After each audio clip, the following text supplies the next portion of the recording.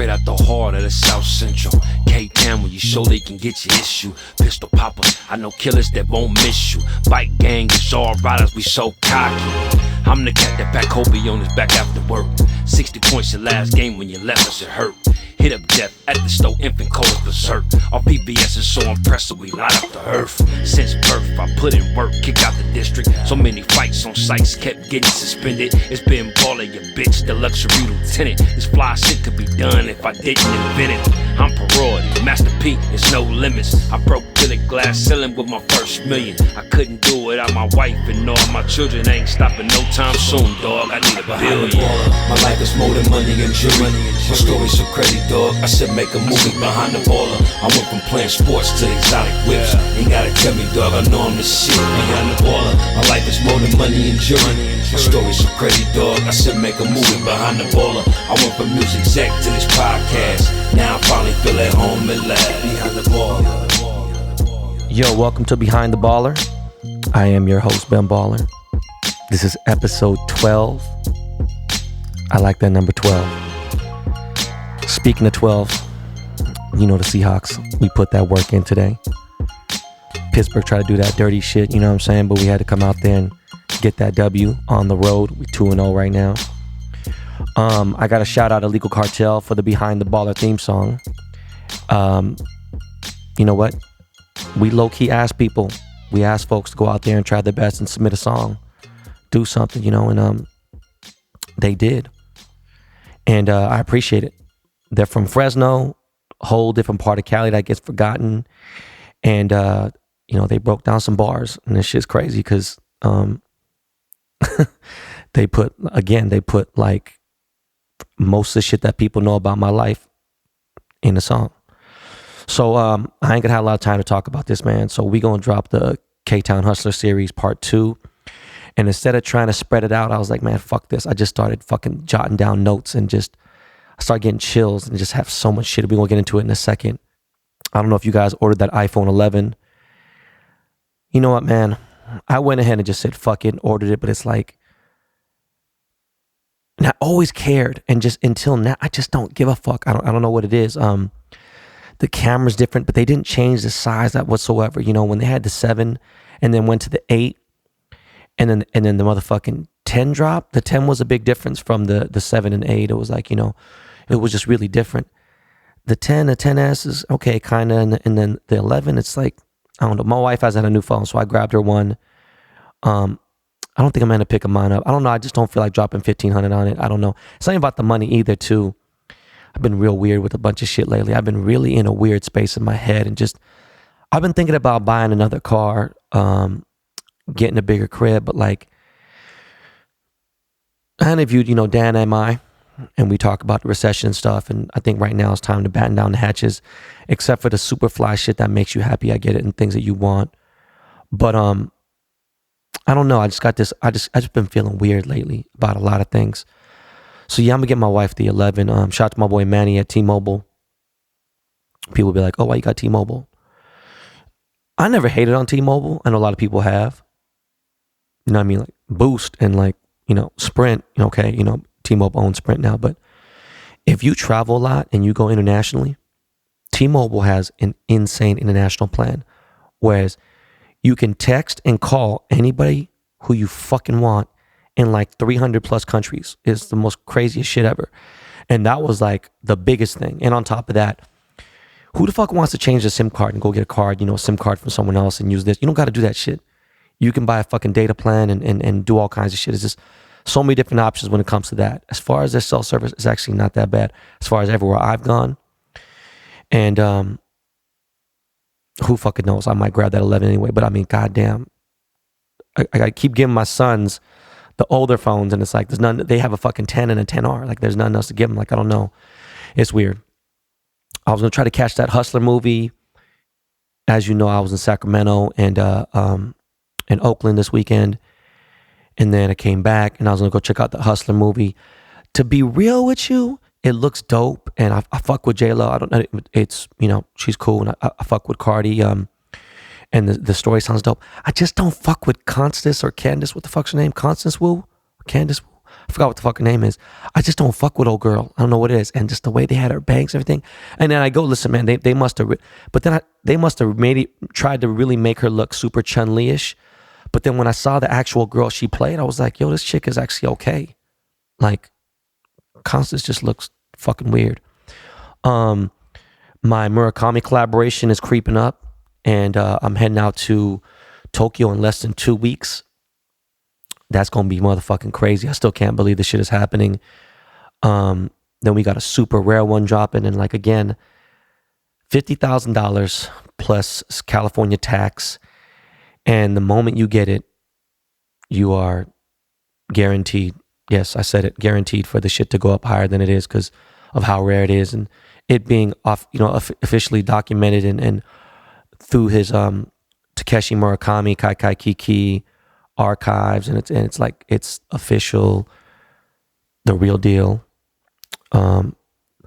Anyways, that shit's coming up. We gonna drop that shit at I'm gonna let people see it at Complex Con, and so it's so crazy, man. I'm in Sacramento, and I post a short video of my cultivation and everything else, and like, I really pray to fucking God, people who are expert growers, master growers are listening to this. I pray to fucking God that this goes viral. Just this one part goes viral.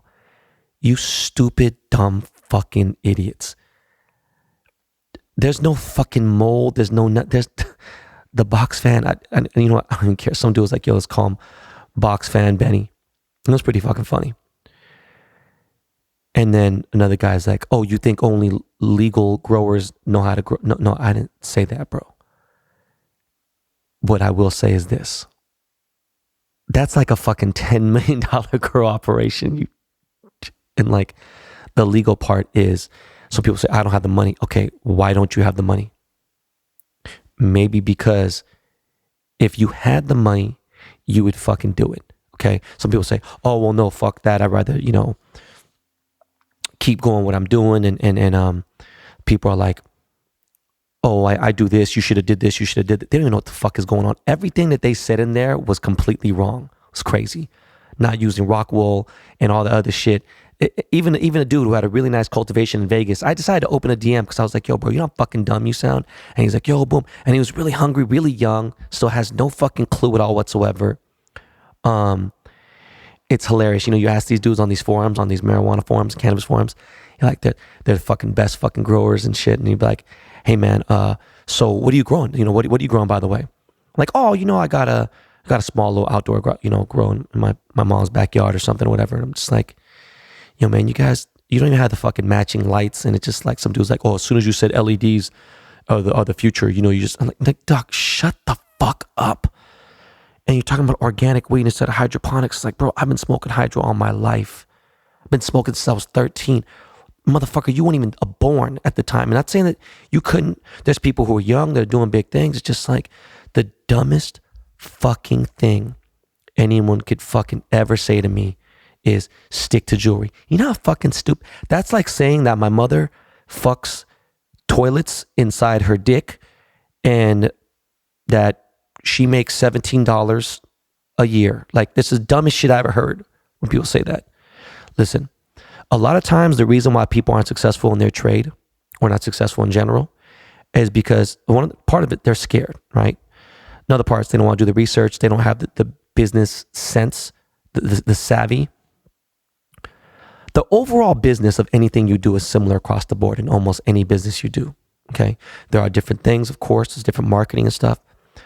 But because someone smoked weed all their motherfucking life, don't mean they'd be successful in selling it, okay?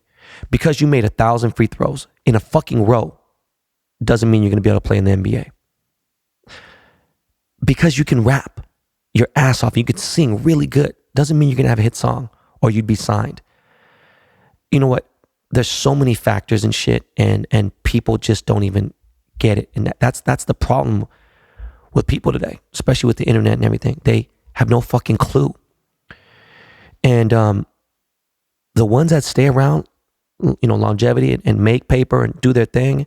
And I'm talking about, people used to say, man, to make $1 billion, you got to have a fluke. I mean, it's Not true. You know, it's real fucking tough. Some people say it's easy, cool, but if you have a great idea, you still have to execute shit. You got to be. It's way tougher now than ever. As much easier it is to get the, you know, because of how social media is and the tools that you have, people still just don't get it. People can tell when something comes from somewhere different, and usually the people that stay around and, you know, that make it, they were built for it. You know, so what I'm getting at is this: that microwave food mentality, that microwave mindset is not going to get you longevity. All right. I've never played things this safe in my life. Okay. Do you understand? I've been playing it super safe, and it's because I have 3 kids. All right. And I want these 3 kids to have the best life ever. And that's why I'm not taking that many risks right now. With that said, you will hear in this episode a little bit about my past in cannabis. Not so much, but, you know, as the trends have changed, and yeah, more strains that became available. You know what? It's real simple. You know what people want? They want to smoke fire at a good price, and they want that shit to look good, and they don't want the shit to make them sick. You know, these fucking idiots that are in the comments, 90-something% of them have literally tagged, oh, what about this person? What about that person? They tag like 4 people. They're like, you should take lessons from this person. And they don't even fucking realize 3 of the fucking 4 people they mentioned are my business partners.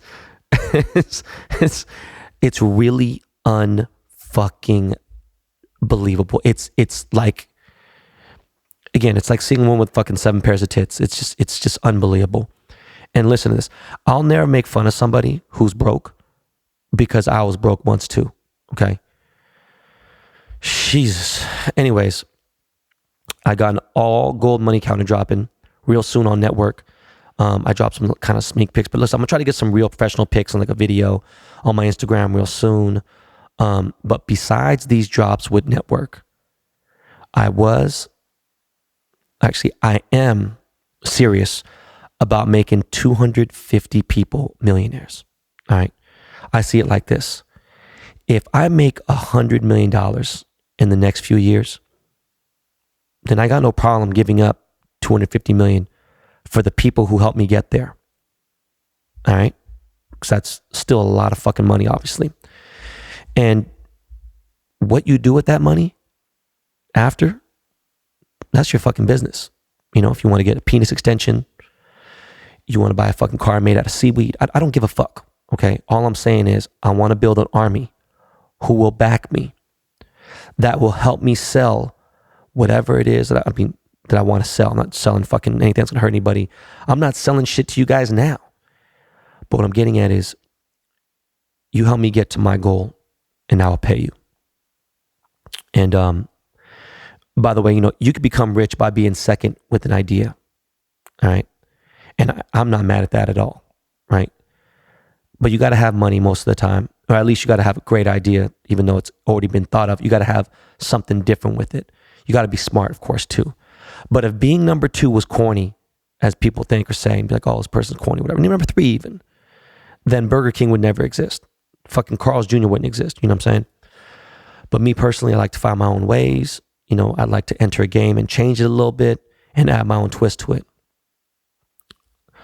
That's about it when it comes to fucking business. I don't want to talk about this shit too much more because I'm about to get into the K-Town Hustler series. One of my boys, Jules Jordan, he's a real big porn director. He's been in the business. He's gone against the biggest. He's just dealt with any kind of adversity and everything. And he's been super successful. This dude's still so fucking humble, man. It's crazy. So I was thinking about having him on here.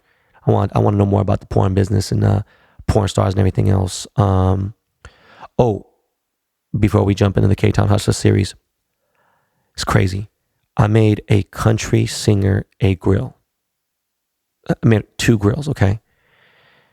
Not just a country singer, though. We're talking about a fucking enormous star. Casey Musgraves, right? She won Album of the Year this year, the Grammys. She beat fucking Drake's Scorpion, all right? Like, that's fucking big. You want to talk about fucking full circle and music clients? This shit is just crazy as fuck.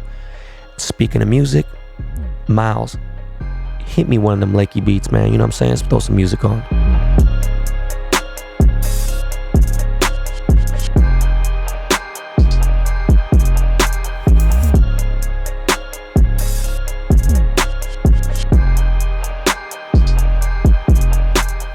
Thank you to our friends at Quip for the endorsement. Everyone needs white teeth, and Quip will help you simplify your morning and evening with their electric toothbrush. When you think electric toothbrush, you may jump to thinking pricey luxury. That's because most brands focus on flashy, unnecessary gimmicks instead of building correct brushing habits. That's why Quip was invented, to help you brush better with only the features that matter. This toothbrush has a built-in 2-minute timer that pulses every 30 seconds to remind you when to switch sides and help you clean your entire mouth evenly. Up to 90% of us don't brush for a full 2 minutes or don't clean evenly. Brush heads are automatically delivered on a dentist-recommended schedule every 3 months for $5. A friendly reminder when it's time for a refresh and to stay committed to your oral health. Quip is one of the first electric toothbrushes accepted by the American Dental Association. They're backed by over 25,000 dental professionals, and they have thousands of verified 5-star reviews. I love Quip because it makes my life easier and it keeps my teeth pearly white. That's why I love Quip and why it's perfect for getting back into a routine. Quip starts at just $25. And if you go to getquip.com/baller right now, you can get your first refill pack for free. That's your first refill pack for free at getquip.com/baller. So fuck having any kind of structure. My shit's gonna be everywhere, all over the place. And if you know me, then that's just who I am, and you know that, because I will talk about fucking bear bricks. Oh, why I like bear bricks, what reminded me of a bear brick, and then the year, and then jump to 15 years later, go back 7, and then go back to the topic at hand. And that's just how I am in general, right? So as we get into this K-Town Hustler series, this is some shit. So hold on, and I hope you sit in a lot of traffic or you fuck with me, because the year is 1995. Working on the Friday soundtrack, and Brian Turner and Ice Cube. It was Cube's first film that he had directed and put together himself and everything. Brian helped him make it. I think all in the can, the movie cost like $2.5 million. And this shit was just fucking enormous. I don't even know what the fuck. It might have hit 100 million. I don't know. But it was an extreme success. At a certain point, the soundtrack was doing so well that New Line Cinema stopped promoting the fucking movie anymore, because the soundtrack was doing it. It was crazy, and the soundtrack was doing so good that it was in our best interest to keep pushing it, and so we pushed the movie as well and everything. It's just crazy. There are some stories on that I just realized right in my back head right now, but then I know that there's so many fucking things I gotta talk about that I'm not gonna go into these backstories, but the backstories include fucking beef between Cypress Hill and Ice Cube that was like enormous, and people got fucking beat up and shit, and there's all kinds of drama, and Cypress Hill wanted to kill me. And as you know, I'm fucking affiliated and tight with Cypress Hill and Soul Assassins, the whole motherfucking Soul Assassins, all the way back to the fucking Hooligans, motherfucking Funk Dubious, House of Pain, just all that shit. This is crazy. So anyways, my salary at Priority Records is $40,000 a year. I've never had full medical insurance coverage before in my entire life. And this shit is crazy, man. At the time when I was there, Ice Cube and Mac 10 were running it. Obviously, West Coast music. That was the time. Shout out to my boy Dave Weiner. Shout out to my boy Andrew Shack. Shout out to Casual T, my boy Kelly Wu. Fuck, man, there's so many people. I'm trying to think right now. Jasmine Vega, Shelly Fontana, Tim Reed. Goddamn, there's a lot of good people, man. There were 2 A&R guys that were ahead of me at the time. One was the guy named Casual T. He had signed Organized Confusion, and that was fucking a big deal. I don't know if you know who fucking Pharrell Munch is, but that was fucking, that song Simon Says is huge. Casual T was best friends with this dude named Money B, who's my boy from Digital Underground. Shout out to Digital Underground, shout out to the Bay Area, shout out to Oakland. And who else we have on the label at the time? We had Razkaz, who I was his A&R. We had the Bums. They were a small group out of the Bay. There was a ton of motherfuckers on the distributor label side with Mark Cerami, Dave Weiner, my boy Howie. Was it Howie? No, fucking Howard. Or, fuck, I forgot his fucking name, man. This is a long time ago. It's 24 fucking years ago. But we had JT, the Bigger Figure, San Quinn. There were some other upcoming Bay Area artists. We might have had, did we have a project with Sibo? I forgot, man, but we're doing a lot of shit, all right? And I sort of fell off with Bay Area music, like, probably a year after being in LA. It was just one thing. But one thing I want to say is JT, the Bigger Figure, was so fucking humble, and he was moving records. Remember, he's just such a fucking cool dude, like nicest guy in the world. To this day, man, I saw JT not that long ago. Dude's always been smart. He's always figured things out. Remember one day he pulled up on me he had a fucking gold President Rolex. It's like one of the first ones I've seen besides one of my mom's friends who had one. And it was just fucking super nice, man. Just seeing a gold Rolex President for the first time. I only see so many on Instagram or something. Seeing one for the first time, especially if you came from nothing and you're broke. Shit was incredible. He told me he bought it for $5,000 off a crackhead, off of Fillmore. That's where he's from, you know. And on the distributor label side, there's just so much shit going on. That wasn't anything that I was fucking with, but just real underground rap, and it was making a lot of money. And right around that time is when Dave Weiner, who ran distributed labels under Mark Cerami is Brian Turner's partner. They had signed No Limit Records, and never in a fucking million years could you have told me No Limit was going to be this fucking big. And it changed Priority Records' legacy forever, like for real. At this time, I was like hanging out with Leonardo DiCaprio because I was DJing at the clubs and shit. And like me and him would go get a fucking slice of pizza at fucking Sbarro at the Beverly Center. Like I said, I'd see him at the clubs and shit. One night he came up to me at Carlos and Charlie's, which is right across the street from Roxbury. And it was like a random night. I think it was Saturday Night Fever, Brent Bolthouse night. And he came up to me and he was just like, bro, I just fucking finished filming a movie with Sharon Stone. And at the time, Sharon Stone was fucking huge. He's like, I just fucking made out with fucking Sharon Stone. We dry fucked. I was like, I thought it was fucking really funny. And you know, the way that Leo dressed and you know, where he was from, he's super hipster area and shit. And like, I look at like all these young Hollywood people that are successful. They're so similar in so many ways. But the white ones I'm saying are like just the artsy people, the fucking super hipster ones. They just, the ones that really make it, they dress and act the same. It like reminds me of like Kaya Gerber, Cindy Crawford's daughter, Kaya Gerber, and her friend Charlotte Lawrence, who like their crew, just every fucking generation, doesn't matter. They all kind of dress the same. They'll wear dirty Chuck Taylors and shit and just everything. Like, anyways, I was always cool with Leo, and my boys are still his close homies.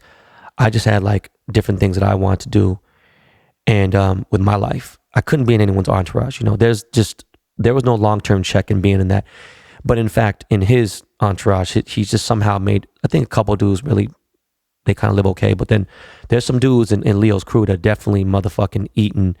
And there's so much that he does fucking philanthropy-wise and everything else. But anyways, fuck all that shit. I thought I want to throw that in there because people in fucking who don't live in New York or LA or fucking Paris or London, they just love hearing about celebrities anyways. So back at my job at Priority, I was super lost. Like, it was a new thing. Corporation. I'm a DJ from the street, and like Master P was crushing shit. Fucking Silk the Shocker was in there. By the way, shout out to Silk the Shocker, man. He still hits me up once in a while in DMs, man. That's my guy. I haven't seen I haven't seen Percy Miller, aka Master P, in a long time. Like 2 or 3 times I was on a train, like a train from the airport that takes you to baggage claim with Romeo, Lil Rome or Romeo, I don't know what, Romeo Miller, Master P's son. And he had like security, and I'm sure now, I bet $1 million he knows who I am, but I want to be like, bro, I work with your dad, you know, but that's just not my style. I don't go up to people and just make small talk. But one thing was, it felt so good to have a fucking business card. You know, my shit said Ben Yang Baller, A&R, had an office. It was official. It was like a major label. It wasn't the biggest label, but it was like fucking dope. You know, I know it wasn't Def Jam, it wasn't Universal or Sony or one of these gigantics, but it just was fucking crazy. You know, and prior to that, you know, I didn't even travel. really like for that first year or so, I don't know, like I didn't really travel a lot. And tell you the truth, in my lifetime, I had not been on very many planes. I mean, to the Bay Area for school and shit. And like, when I was young, there's a whole different fucking crazy motherfucking just nutso conversation I'll have about my dad's background and stuff. But I went to Europe when I was really young to go visit a family member. I can't talk about it now because you wouldn't understand, and even the most understanding people wouldn't understand. So, anyways, every winter in Miami, there was this music convention, like music seminar by Peter Thomas. Peter Thomas is, people hear about him on, was it Love and Hip Hop? No, I think he's on Real Housewives of Atlanta. He's married to someone. Somehow he's tied into it. But this music conference was called How Can I Be Down? And in 1995 to like 1997, there was no festivals. You know what I'm saying? This was before any of that shit existed. And you gotta remember, hip hop it's popular, but it's nowhere near what the fuck it is today. It's not dominating the fucking airwaves.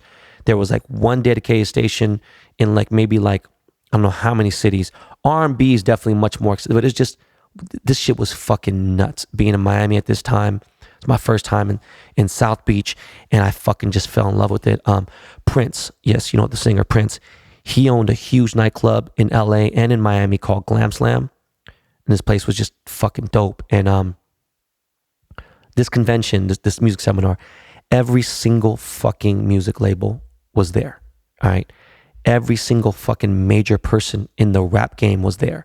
From Fat Joe to Wu-Tang to fucking Puff Daddy to Tribe Called Quest. And like, to be real, nobody really gave a fuck about West Coast music, the West Coast artists. It was weird, I mean, they fuck with Dre, but they just didn't fuck with a lot of other people. It was like, they like low key, no, actually, they high key hated on us.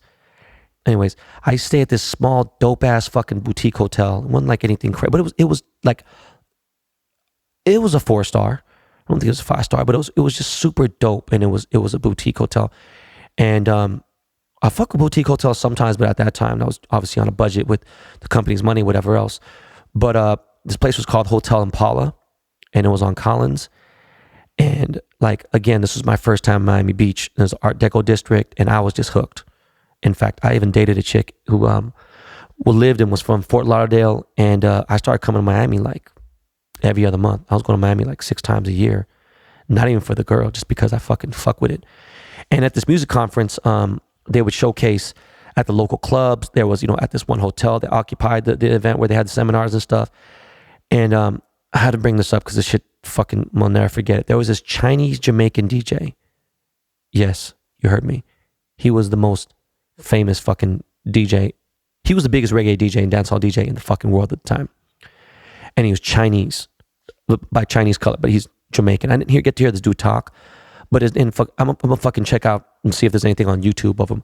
But his name was DJ King Waggy T. And this dude was unfucking real. His dance hall reggae swag was just insane. He had reggae mixes on lockdown, and he was one of the resident DJs at the world famous Cameo, right? So I was in Miami for a week. So I was hanging out with some locals, and I was soaking it all in. I didn't want to go to like, just the shit that everyone hits and stuff. And I mean, it's not like South Beach now, but I mean, this was a long time ago. Newsroom Cafe was around. Versace was still alive, the Versace mansion, the parties there. Motherfucking Gianni Versace was alive.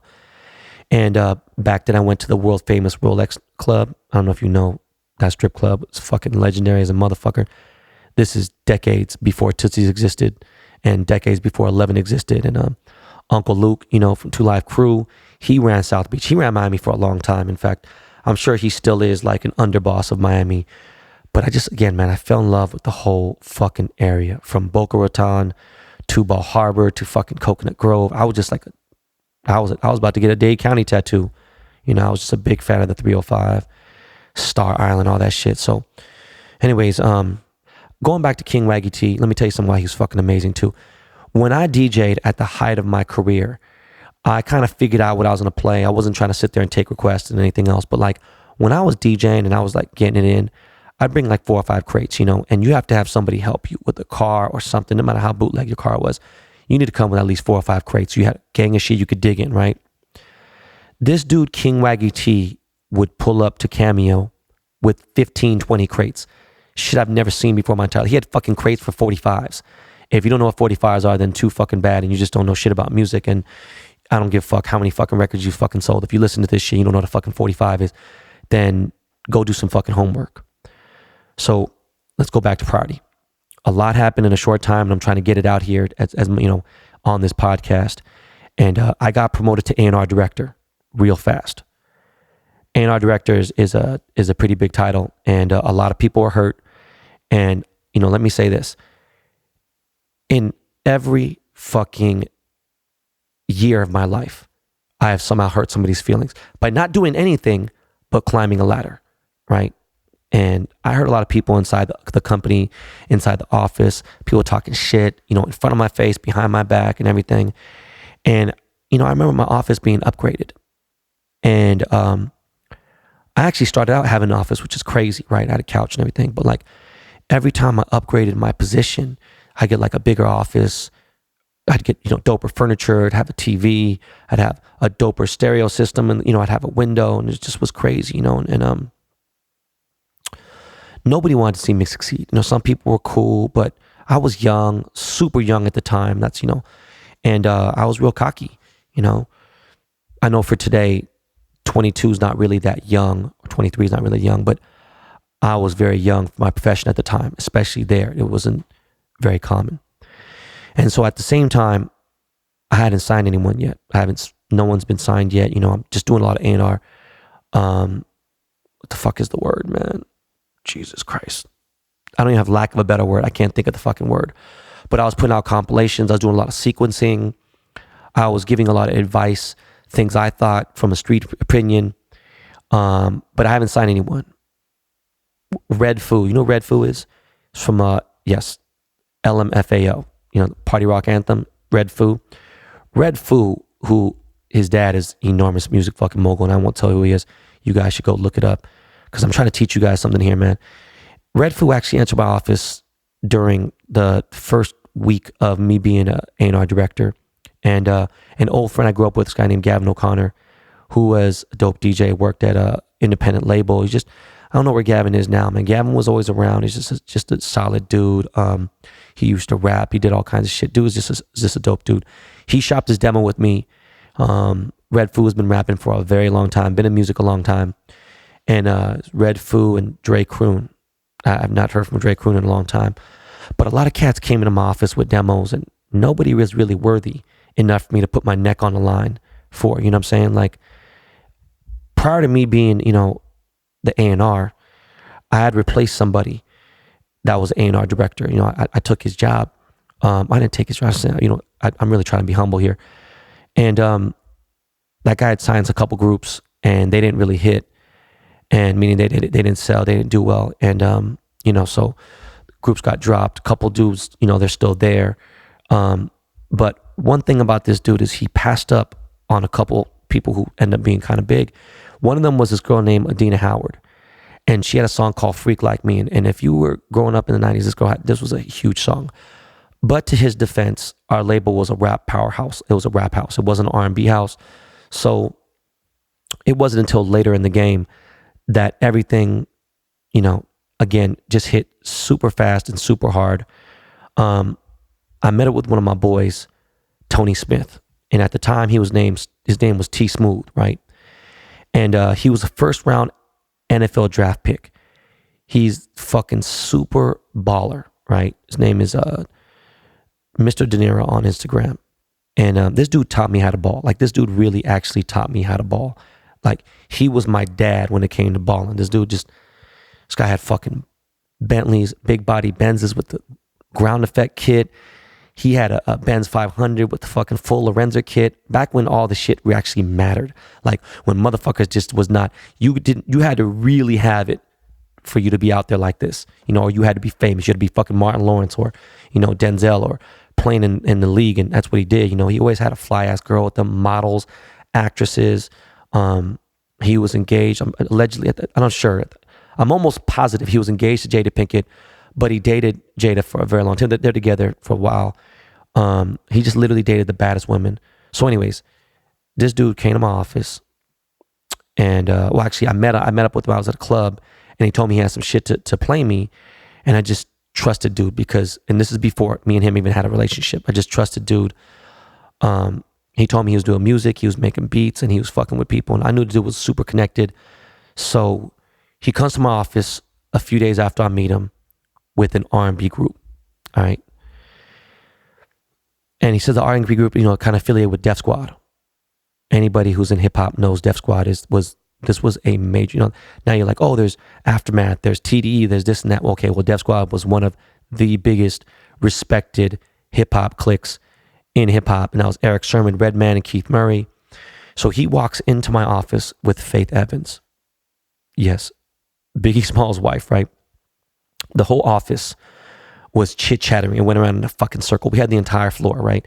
And the whole office was like, oh shit, that's fucking, Faith Evans. She signed a Bad Boy. What the fuck is she doing here, right? That's Biggie's wife. Just kept hearing this shit all fucking day long. In fact, San Quinn, he came to my office, was like, oh shit, man, I want to meet Faith. And he said hi to her and everything else. And so this is, I'm going to say something that just sounds crazy. I will say this until I die.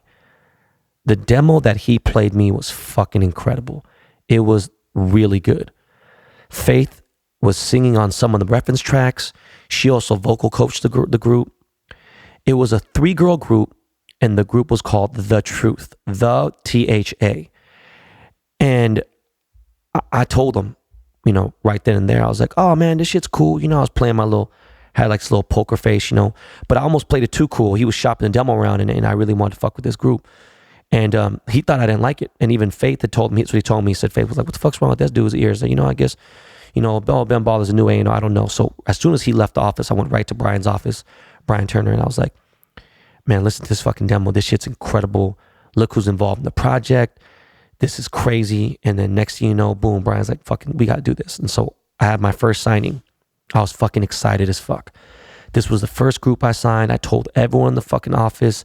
People who didn't want to hear the shit, I played it for them anyway. I told people I'm going to have a hit record and all this kind of shit. So we started getting ready to get this deal in order. And meanwhile, the girls were going on tour with Faith as their backup singers and to get some training, as being an artist and shit. And that was a fucking whole mess. Jesus Christ. I remember my boy told me he was working with Heavy D. And he was working with the group Soul For Real. I'm sure you remember Soul For Real. They had fucking smash hits. And he was like, bruh, you about to deal with 3 black women. And I'm like, so fucking what, man? I've dated black women. I'm tripping. He goes, nah, bro, you're not understanding me. You're dealing with 3 wigs, 3 periods a month and this and that. And I was like, fuck. But it was what it was. And I love those girls, man. It's crazy. So just a few months later, we brought in this deal with the rapper from Brooklyn. And he was signed to a label called Freeze Records. And his name was Jay-Z. Yes, motherfucker. I'm talking about Jigga. Hove. Jay-Z. And the deal was a distribution deal. So obviously went through, but it was so fucking big of this that we were doing this. Basically with the deal, we were going to market the record as well. So we're doing marketing and promotion for this record. And he already had a first single that was ready to go out. And it was called Dead Presidents. And on the B side, he had Ain't No N-Word. And Dead Presidents was dope. He sampled the fucking Nas. I'm out for presidents to represent me. And went out to radio and was doing well. But Ain't No N-Word with Foxy Brown on the B-side was killing it in the clubs. It was starting to bubble real heavy, underground, all across. It was just blowing up way bigger than Dead Presidents was. And Foxy Brown was a huge star at the time. She signed to Def Jam. She was killing it. And I would know, man. I was DJing every fucking party in LA, in Hollywood, all the big parties.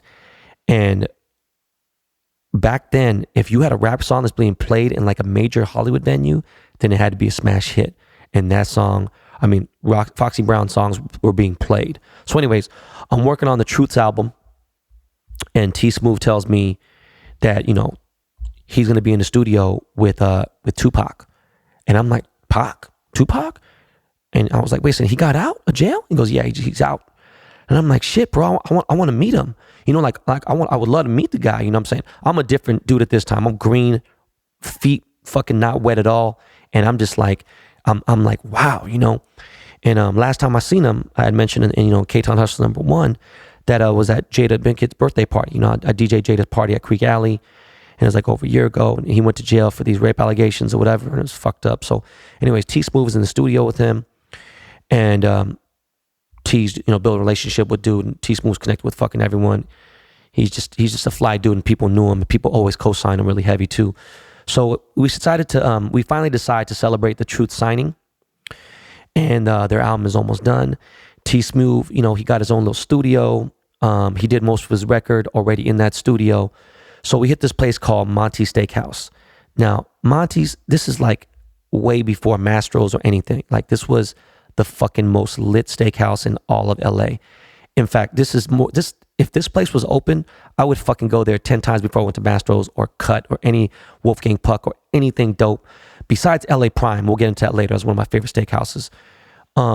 It was in a high-rise office building in Westwood, and you just didn't go there unless, you had money. It was a different type of thing. Like, motherfuckers now can go, even me, I'm guilty of it. I'll walk into a nice-ass restaurant with sweats on, and my wife hates that shit. But you would go to this place, they fucking wouldn't serve you. It wouldn't sit you down, nothing. It was a different time. When Snoop got acquitted of his murder charges, he rented out the entire restaurant and spent $50,000 there. Okay? Now, understand, $50,000 back then on dinner and drinks, that's equivalent to dropping $200,000-$300,000 now.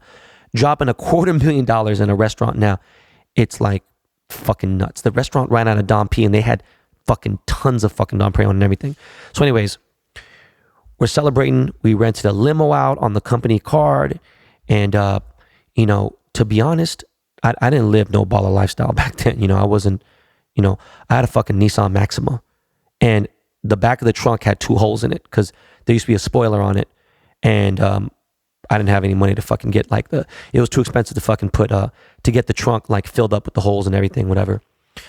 So at this time, I'm making like $75,000 a year, and I'm spending about $100,000 a year. So I'm negative $25,000, right? I was upside down every single month trying to perpetrate like I was doing better than I actually was.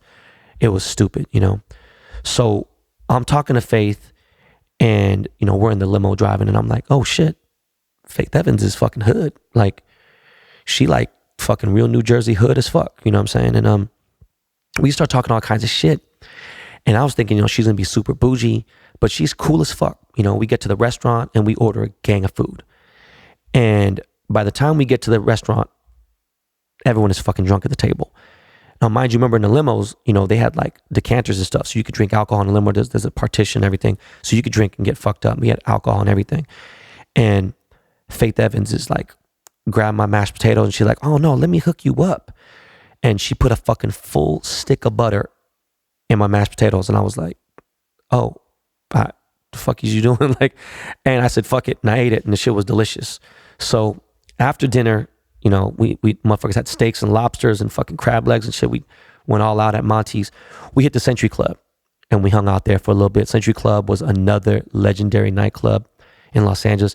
Dr. Dre shouted out on next episode. People just know this blood was, the Lakers hung out there, and they were super notorious for the dress code. If you didn't fucking have dress shoes on, nice pants, and just you had to be dressed, and I had a whole Versace outfit on, right? So,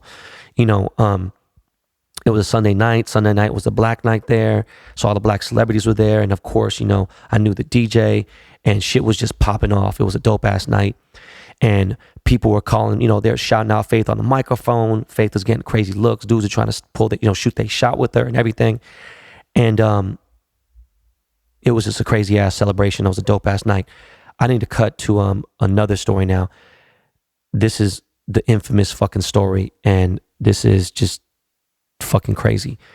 I will never forget another night. I met T Smooth at Hollywood Athletic Club. Now, this was a billiard spot, right? Hollywood Athletic Club was a billiard spot that served food. They had like light food, and they had like a bar, all right? It was diagonally across the street from my office from Party, and it was right in the heart of like the starting of the Sunset Strip. Well, Sunset Hollywood, right? It's like a block, half a block from fucking where Warwick is. Literally half a block from Warwick, right?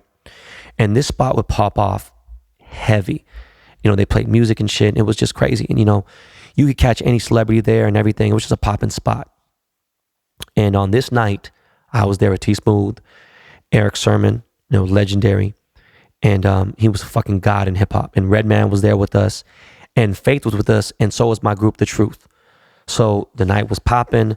I remember talking to fucking Redman and them. I was like, yo, I want to fucking, be a DJ. Let me know. You know what I'm saying? I don't really DJ to shit like that. And I don't really get a lot of hip hop gigs. I'm doing a lot of Hollywood bougie spots. And so that was the night that Faith and Jamie's from my group, The Truth, took off to meet Tupac at Can-Am Studios. And then later that night is when, the infamous, that's why I fucked your bitch. And when, Tupac said that shit, that's when it came about. Faith, I think, sang on that records, I Wonder Why They Call You Bitch. And Diddy didn't clear it for obvious fucking reasons. He wouldn't clear it.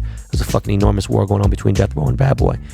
And after the studio, to my knowledge, man, the story is real. I would never even think, but that was when Faith went back to the Peninsula Hotel to go smash Pac.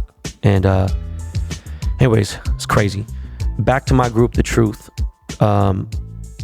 This was the first time me dealing with any kind of R&B shit. I loved R&B, obviously. Grew up listening to R&B.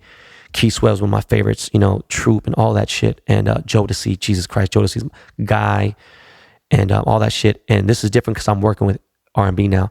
R&B hip hop, but not like, this is fucking so many fucking years before Drake was like, it's acceptable to sing and rap. We had no radio promo team at Priority that was prepared to promote R&B. No one was going to R&B. Like, sometimes it's like Cube had a gigantic hit. If you have a hit that's so big, it would cross over to the R&B hit, and then it would cross over to pop, right? And even though we had Eric Sermon, Keith Murray, Redman on the album, it was like a mountain climbing expedition. It was like rock climbing. It was just impossible just to get someone to fucking play the record. It doesn't matter if the record was dope. It was all politics, and it was just fucking difficult. Anyone who heard the Truth records, they loved the songs. But again, we had a rap promo team, and until late, like super late in the game, a guy by the name of Mark Benish came on board. Mark Benish was the head of promotion at Interscope, and he was a fucking boss. Rest in peace to Mark. Mark passed away a long time ago. And Mark was the guy who was promoting Tupac's albums, shit, No Doubt, I think maybe fucking Nine Inch Nails, but he promoted a lot of shit. He was the head of promotion. This guy's enormous. It's an enormous record label, Interscope. And he got really close with Tupac. And he had a bunch of framed letters of Tupac. Tupac wrote him all the time from jail. And at this point, we're on our last leg with The Truth. We did some tours and shit, and we're still barely getting enough play to do shows. And we're just out there doing radio promo and everything. And anywhere that we hit, though, we killed it.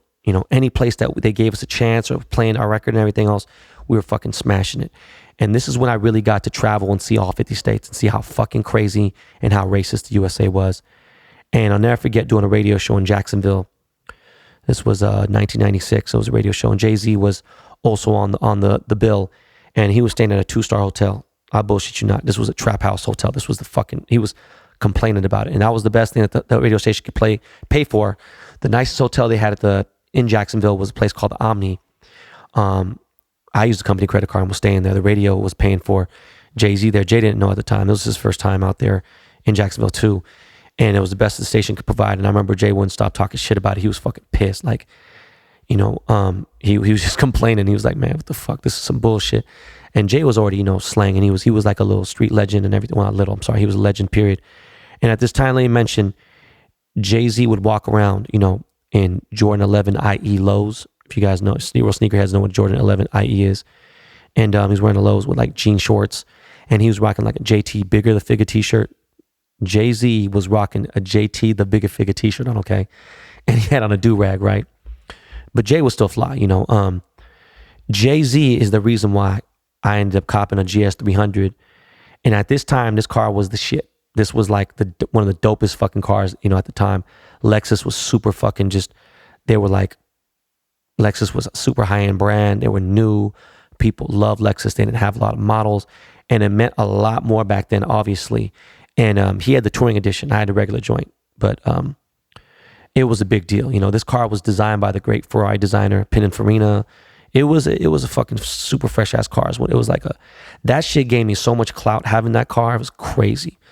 So things started getting tougher and tougher at Priority, and people didn't like me and didn't want to work with me, even though I had a good project. And sometimes Brian would have to get involved, and I hate using him because people would be like, oh, it's that nepotism shit. And even when he got involved, people didn't give a fuck. They'd rather get fired, and that's just my life story. You know, if you want to win, you should just fucking win, whether you can't get along. And I get it. You know, I've toned it down 700,000%. So if you could imagine how fucking cocky I was back then, Jesus Christ. And I have shit to fucking show for it. I've always been that guy. So when people say, oh man, you should be more humble, they know what the fuck they're talking about. So, while, you know, my group is struggling, Master P is getting stronger and stronger. And, I had to figure out what we're going to do. And I was like, yeah, I got to fucking sign a rapper. Cause that's just what, you know, I'm fucking focused on this R&B group. And at the time, we had spent about almost $1 million, which is unheard of. Like Destiny's Child, when they fucking came out, didn't spend $1 million in that fucking album probably the first time. Like, especially for an independent label, you know? And it's also, to make things more complicated, I got promoted to vice president A&R, which, because of, you know, a lot of other things that I was doing as far as like administrative shit. And right soon after, T Smooth, my fucking, you know, the manager, executive producer and everything of, you know, The Truth, he gets offered an executive vice president job. So I bring him in to get a production deal, you know, get him signed, and this motherfucker becomes my boss, sort of, you know. But it was cool. He had my back, and I think Brian felt like it was maybe cheaper to fucking use him as a write-off. But Tony definitely had a lot of skills, you know. The only thing was I couldn't just sign anyone, you know. Now that I got this promotion, I had to get somebody huge, you know. And Master P was becoming enormous. He was on the verge right there, becoming an enormous superstar. On the underground level, he was a god, right? Bout It was charting. I remember walking to the office and people were like, yo, you Bout It? I'm like, fuck you talking about? And then you're looking at, you know, you're listening to BET and shit, and Bout It's playing, and like people are going crazy. Like, you know, the song was so catchy. And it was crazy because this was the first time in Master P's career that he was charting on the Billboard charts, you know. And we had this group called West Side Connection, Mac 10, Ice Cube, Dub C. They were also taking over the rap charts. So, you know, I felt stuck. And I just got promoted to a 6-figure job with an expense account, a fucking cell phone. You know, remember, having a cell phone back then was like fucking crazy luxury. Like, cell phone back then would be like $500, $600 a month, which is just ridiculous. People's cell phone bills aren't that now even, okay, because this is analog. So with all this, I feel like I'm not valuable to the label. And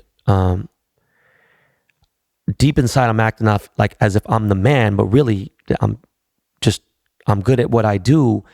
And I'm like scared to put my cards on the table. And like, I'm making stupid moves as well. I fucking turned down a Jay-Z verse, which I thought about this because it ain't like he's done a lot of fucking features, right? I turned down a fucking Jay-Z verse, like a Jay-Z 16-bar verse, which later I regretted because, to be truthful, and I'd say this to fucking Damon Dash and I say this to Biggs, I didn't think Jay-Z was going to be a big deal. I didn't think he was going to be a very big rapper. I didn't think he was going to be huge. And I wasn't the only one who felt that way. So I tried one last thing to try to get this Truth record popping. My old boss over at Creek Alley, Brad Johnson, he was producing a movie at the time called Gang Related. And of course, you know, Gang Related, that was a movie that starring Tupac and Jim Belushi. And at the time, I lived at this place called the Broadcast Center. And the Broadcast Center was, at the time, on top of a health food spot. Wasn't famous then, you know, but now it's super fucking famous because Kanye, people talk about it. Every time I hear someone talk about it, I'm just like, oh my God, man, shut the fuck up. I've been fucking eating there for like 20 something years. But the place is called Erewhon. And it's right there on Beverly and Stanley, and on the corner of Beverly and Stanley, obviously right next to the Grove. But everyone talks about that shit now. I just roll my fucking eyes. So yeah, this was before the Grove had even started construction, right? And just by random chance, one of the dudes from Bone Thugs and Harmony lived in my building, but he got evicted because he was fucking acting crazy. And Tupac lived in my building for a short time while I was there. He ended up moving, but I was there. And Pac, even if you Google Pac's driver's license, be like Tupac Shakur driver's license, I'm pretty sure you'll find his 7660 Beverly Boulevard, and that's where he lived. A lot of dancers, choreographers lived there, actors, people who were trying to make it, people who had some success. I mean, it was a nice place. I won't lie, you know. I also lived in Park La Brea, which was like almost across the street. And Sally Richardson, she was a famous black actress. She lived there. I'd see Russell Simmons used to creep outside the building all the time. There's a lot of models, like I said, live in the building, so he would be out there. But back to Tupac, I felt like, you know, after meeting Pac a few times, he like took a liking to me because he was always so fucking cool, you know. And people would always say he was a dick, whatever, but he was so fucking cool. He was also dating, I don't know if he was married, but I think he might have been married too, but he was dating my old friend Kadada Jones, and I've known her forever. And she went to Fairfax High School with me. She was super close. Her sister, Rashida Jones, obviously a very famous actress. Remember, this is Quincy Jones' fucking daughter, bro. All right. Sorry for saying bro, but she was really close to my second cousin. That's crazy, right? Second cousin, but my second cousin was very close with the Quincy Jones family. Anyways, back in the day, there was 2 nightclubs inside the Beverly Center. And I guarantee people who've worked there for 10 years, my fucking cousins, anyone, they didn't even fucking know that. I guarantee they didn't know that there was nightclubs inside the Beverly Center. I'm talking about real motherfucking nightclubs. One was like hidden. You know, you couldn't just walk up to it. It didn't even have like a secret entrance and like a hidden door and shit and everything. And the other one was a place called Temple. And it's like right where like the Macy's men's store, behind the Macy's men's store, there's kind of another separate entrance to the Beverly Center from Beverly Boulevard, if you're going west to east. And the down store is Macy's men's store. And like Beverly Center is like 4 minutes away from the broadcast center where I lived and where Tupac lived. And like I just happened to be outside one night on a Thursday night. It was popping, and the promoter was being a bitch. He didn't want to let me in. He was just having me waiting in line. And so like I see an SUV pull up and I see a Benz pull up, and Pac gets out. And I don't usually say that, but I was like, yo, Pac, what's good, man? Yo, Pac, what's up? And you know, he saw me and he said, what's up, bro? And I was like, hey man, can you get me in? And he's like, come on, man. Just, you know, you good, you know? And to this day, this is one of the only times I ever seen a man, a celebrity, is starting to fuck who it is, bring in 10 other guys into a nightclub, like a poppin' nightclub. You better bring in girls, you know what I'm saying? Or you spend a lot of money, you know, like, you know, if you're deep with guys at a club, you got to be dropping $50K on a table or something now, you know, it's just not going to happen. Anyways, he tells the security guard and the promoter, he's like, hey man, Ben is with me. And I was like, I just felt so fucking like, I felt so connected, man. It was like a proud moment in my life. You know, it's funny, he had my back or something. And he walks in and he's like, yo, I want your finest bottle of champagne immediately. And the few times that I've got to kick it with Pac was special. You know, it was probably the only time you ever saw me quiet too. You know, it was like, you know, maybe small talk. I never got into any deep conversations with Pac, but it was just dope to be in his presence, you know. So anyways, going back, I hit up Brad Johnson because I'm like desperate. I hit him up for a favor. I was like, hey bro, I need a huge favor from you. There's an enormous beef between the East Coast and West Coast, and I'm hoping you know this. Brad is an older dude. He knows hip hop and shit, you know what I'm saying? But he's an older cat. And he says, yeah, come on, man. Of course I know there's beef between Death Row and Bad Boy and shit. And Brad was really close. Like one of his best friends, this guy named John McClane. John McClane is the guy who signed Janet Jackson to her music career. Some of you young people have no idea how fucking enormous Janet Jackson was. But just because Michael Jackson was big, Janet was fucking enormous. Huge fucking star. And on the same time, John McClane, he brought the Death Row deal to Interscope. You know what I'm saying? This guy was fucking major. He was one of the few guys probably in the music business that had a 7 fucking figure record label and had points on albums. And like, this dude was huge, and Brad was connected with them. So, you know, I tell Brad, I'm like, hey man, I got a girls group called The Truth, and their vocal coach and one of the writers and one of the featured singers on their album is Faith Evans. And you know who Faith is, obviously. And I was like, I got a remix now with Faith on it.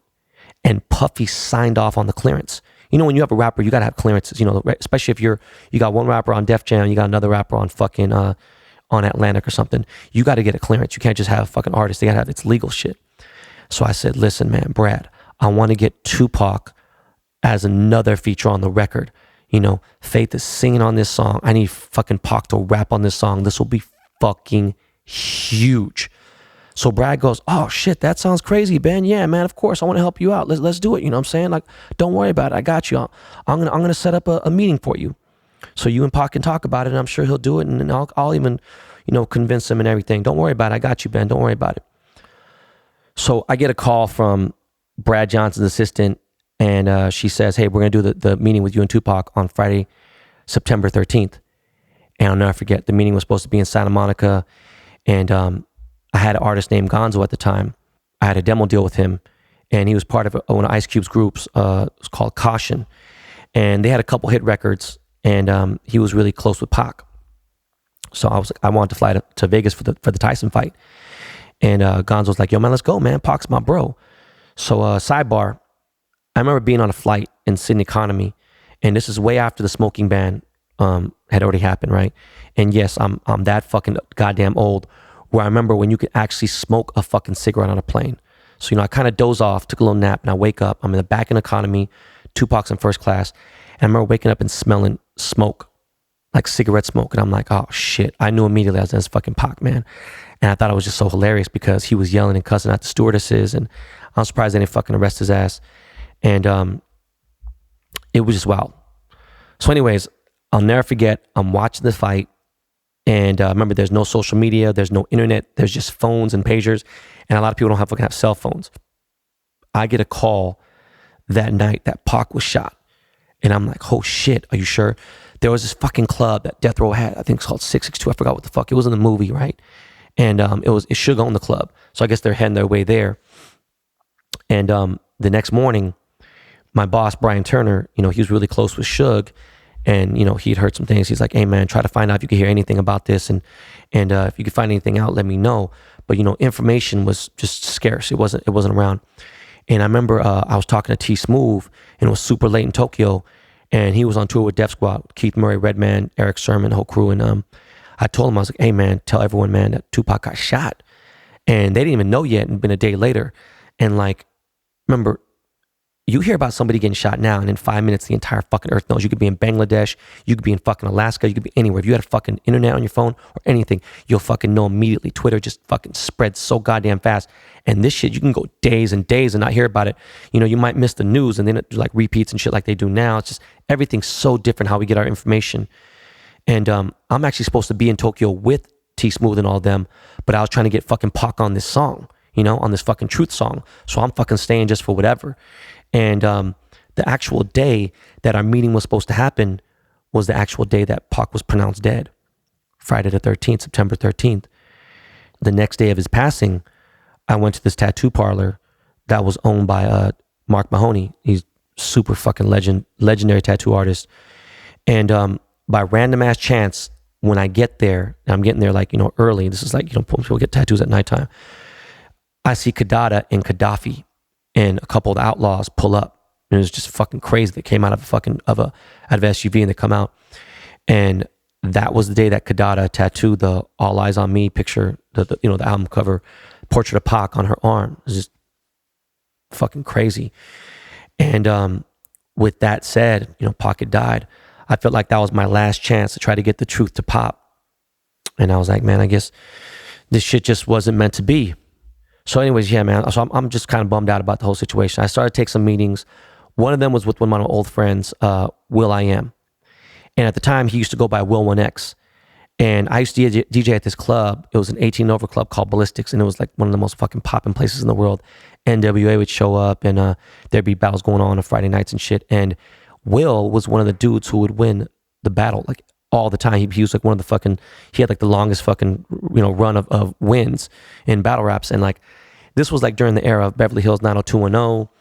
And the club was popping, right? There's fucking girls all the time there. Tori Spelling would be up in there. And the main promoter of the club was Dave Faustino, fucking Bud Bundy, Married with Children. He had the #1 fucking show on television. And actually it was the longest running syndicated TV show. So, Dave's fucking paper, he was just rich as fuck. His bag was incredible back then, right? And another unknown rapper back then was battling on the mic against Will, and that was Exhibit. And it was just fucking crazy, right? It was just a crazy era. Like I said, man, Eazy-E would pull up with my boy Terry Heller. They'd come to the club, and I gotta tell this story, man. One time, I was at this chick's house, and it was like after party, after ballistics, and we're just all partying and shit. And I was smashing some girl in a room, and I don't fucking remember what her name was. I remember she was a white chick. She was blonde. I don't remember anything else about her.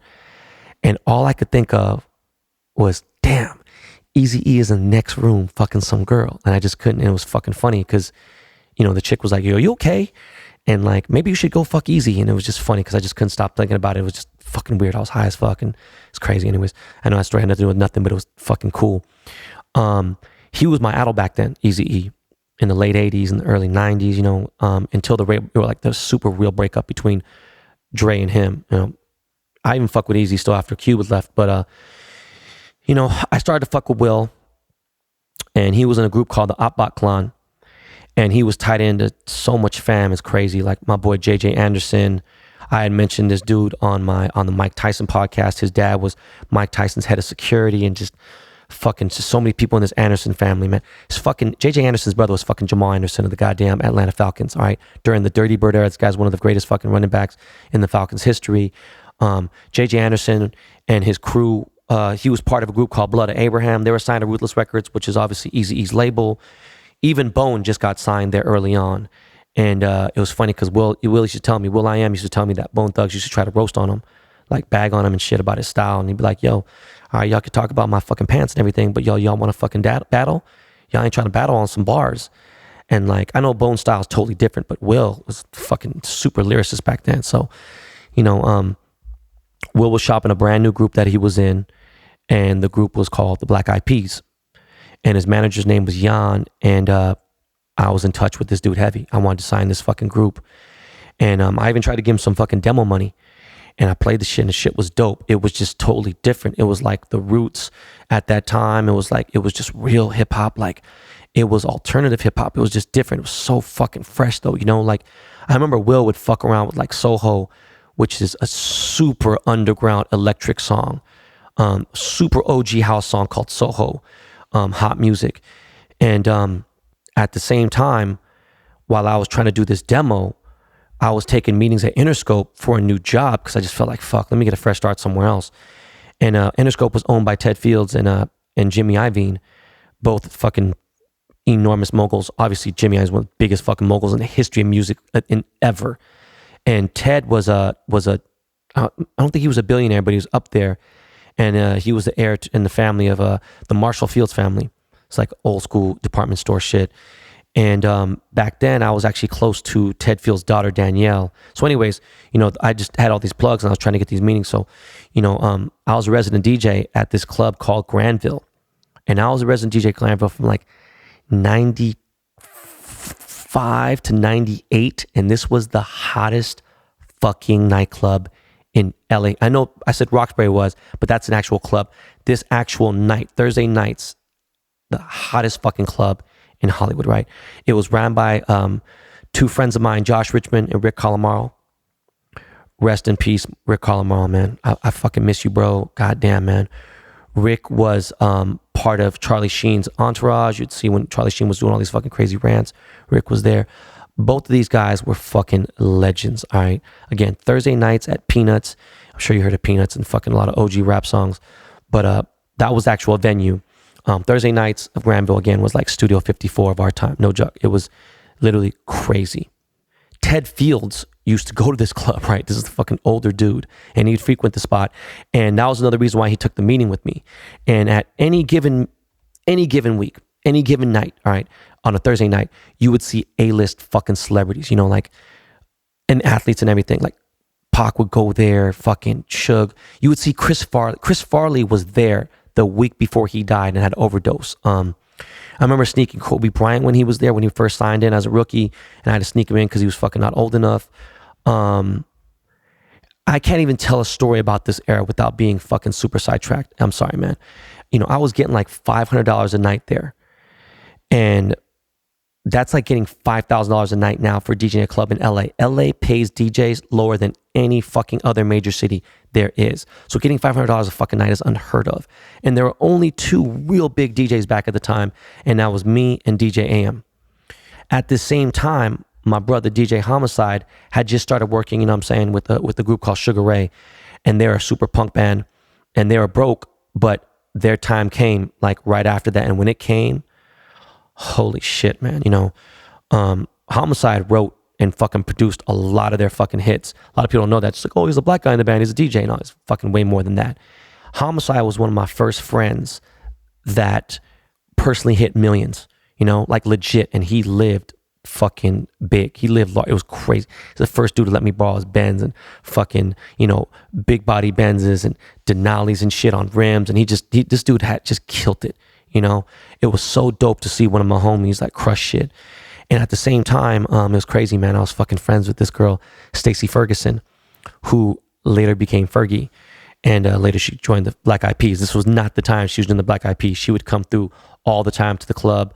I would see fucking Dan Aykroyd at the club, okay? Like Naomi Campbell. Like, I'm talking like crazy fucking stars that show up in there. Owen Wilson and shit before he was famous. And like Jimmy Iovine's assistant, this guy named Evan Strauss, he ended up getting a hold of that Black Eyed Peas demo.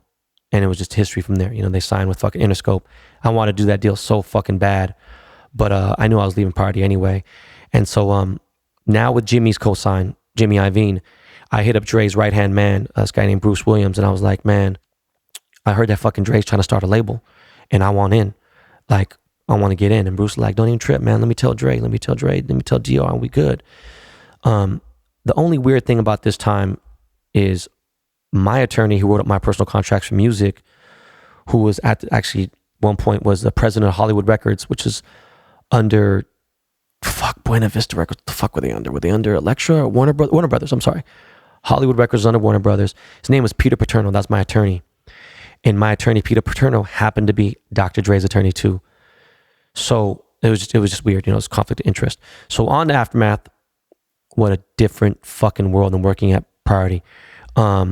I'm talking like we're in a fucking, you know, I went from being in a high-rise building on Sunset, a real high-rise, a Hollywood high-rise, the CNN building where Larry King fucking does his show, to a tiny-ass office in Sherman Oaks with 5 employees, okay? That's what Black Market Records was. Well, it wasn't Aftermath, but Black Market Records became Aftermath, right? But it was dope. I didn't have a set office really anyways, but I had an office to work out of, you know, I mean, I didn't have like my own personal office, close the door. But Aftermath had just started, and I didn't have a credit card. I had none of that shit.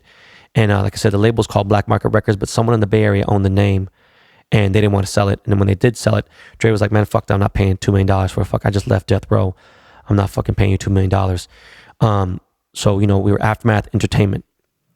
And we mostly worked out of Record One Studios on Ventura Boulevard. And Record One is fucking legendary. They just mentioned Record One. It's funny on that documentary, Leaving Neverland. And it was legendary, super high end. This is like A1 studio. Michael Jackson recorded a few of his hit albums there. R. Kelly, so funny. R. Kelly, Michael Jackson, Jesus Christ. But Dre rented out the entire fucking studio for like 5 years. It fucking, I don't even want to tell you how crazy expensive that shit is. And on my first day, Dre tells me, he's like, hey, listen, man, don't be an N-word. Obviously said the real word. And I was like, he's like, you my Asian. You the golden boy. You know, and I was like, all right, man, I'll let this little fucking, I don't really trip on that type of shit. That was not my thing. I know what he meant. I know the intention was coming from a good place. I wasn't on this Me Too bullshit back then. I hate that shit now. So he's like, don't worry about the office. All right. The men handle their business here in the studio. All right. If there's anything you fucking need, you just hit me up, or you hit up fucking, the fuck is that motherfucking Manny Fresh looking motherfucker? I hated that guy, man. Motherfucking, goddamn, I couldn't stand the dude who ran Dre's business. This is where you get shit done, here in the studio, all right? And, you know, we just put out a compilation album, Aftermath Presents, and I thought it was dope. A lot of people who heard the album was dope. It just wasn't what they thought. They were thinking like, oh, I want Dre to come out with the fucking album. You know, they wanted his album, and this was not where he was at the time. It was all brand new artists, and Dre had a single on there called Who Been There, Who Done That, and the video was fucking sick. You know, he's doing tango dancing and everything, and fucking... You know, he produced it, but like my boy Stu produced part of the song and whatever, produced the tango beat and everything else. Production on the album was fucking fire. I don't want to hear shit from nobody. It just wasn't known as that, you know what I'm saying? And there was a lot of artists that were on that album, but not all the artists on that compilation got actually signed, you know? So I began my job at Aftermath, and at the time, as soon as I signed fucking brand new fucking label, we already have 8 artists signed and no albums coming out, right? And I'm like, fucking great. You know, this is a priority record situation again, except I can't really, well, I mean, it was so funny. We're sitting in the office. We're like sitting in like storage room at the studio, and me and Dre are talking with Bruce, and there was this gigantic fucking trash can, like the fucking 50 gallon or the fucking, I don't know how big, the enormous industrial sized trash can you would see at like a restaurant. And it was filled with demo tapes and records already. One of them was like a fucking country group with these dudes who looked like fucking, I can't even explain it. Like fucking looked like Hacksaw Jim, looked like WWF fighters. And it was just crazy how many people sent demos to Dre because they wanted to get signed. So I started out again, a new job, confused, you know. I started running out, I was running the A&R department. So I was doing obviously, you know, the artists that were there. And a guy named Mike Lynn was running the department with me. Mike had been a longtime friend of Dre's, and Mike Lynn was in a group called Po Broken Lonely. And they were actually signed to, I think, Atlantic. They were signed to a major, and they were one of the groups featured on the Deep Cover soundtrack. And the Deep Cover soundtrack is monumental because that's where Dre and Snoop debuted their first song together. And it was kind of the first song on Death Row. Like, I think Deep Cover kind of, in fact, no, Deep Cover was the first thing with I was like one of the first Death Row fucking records and shit. So fuck all this shit, man. This is like fucking me up so heavy right now. I'm just tripping right now, just thinking about how fucking nostalgic all these moments are. Dre wasn't one to be bothered, so I had free run. You know, no one was in the office, you know, early on. It was a trip. Like, I didn't have to come to the office at 9 or 10 a.m. anymore, or 9 a.m. or report to anybody. I didn't have to do none of that shit. It was like, motherfuckers show up to the office like 1, 2 o'clock, maybe even 3, 4 o'clock. And we'd run that studio. We'd be in the studio until 2, 3 in the morning, right? And Dre was cool as fuck.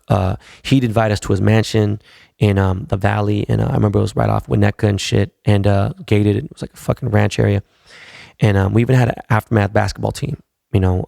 At the time, like, Michael Bivins had a basketball team. You know, Michael Bivins is from New Edition, and he was also in Belle Biv DeVoe, that song Poison. Anyways, he had one of the biggest, most famous, he had the best team in the league, in the music record league.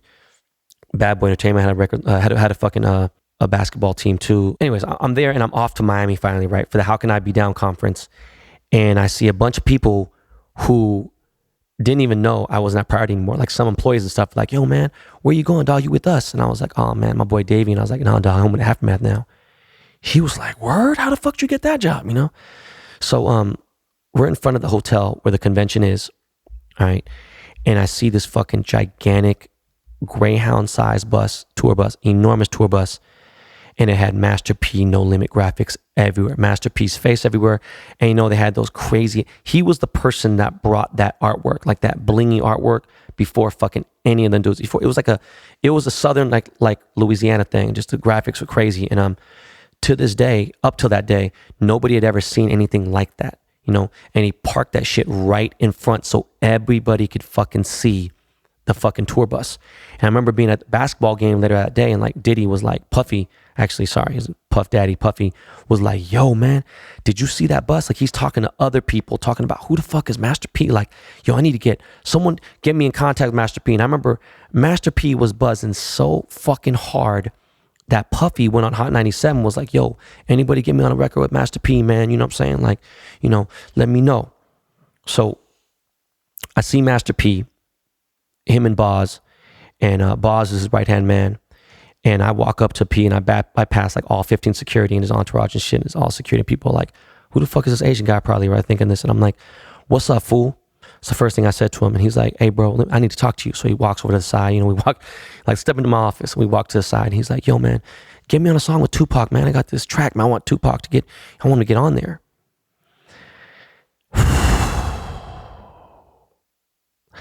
I said something I should have never said, right? And to this day, I can't believe I even fucking said it. And I can't believe he didn't fucking punch me in the mouth. But I said, bro, come on, man. Tupac not fucking with you, bro.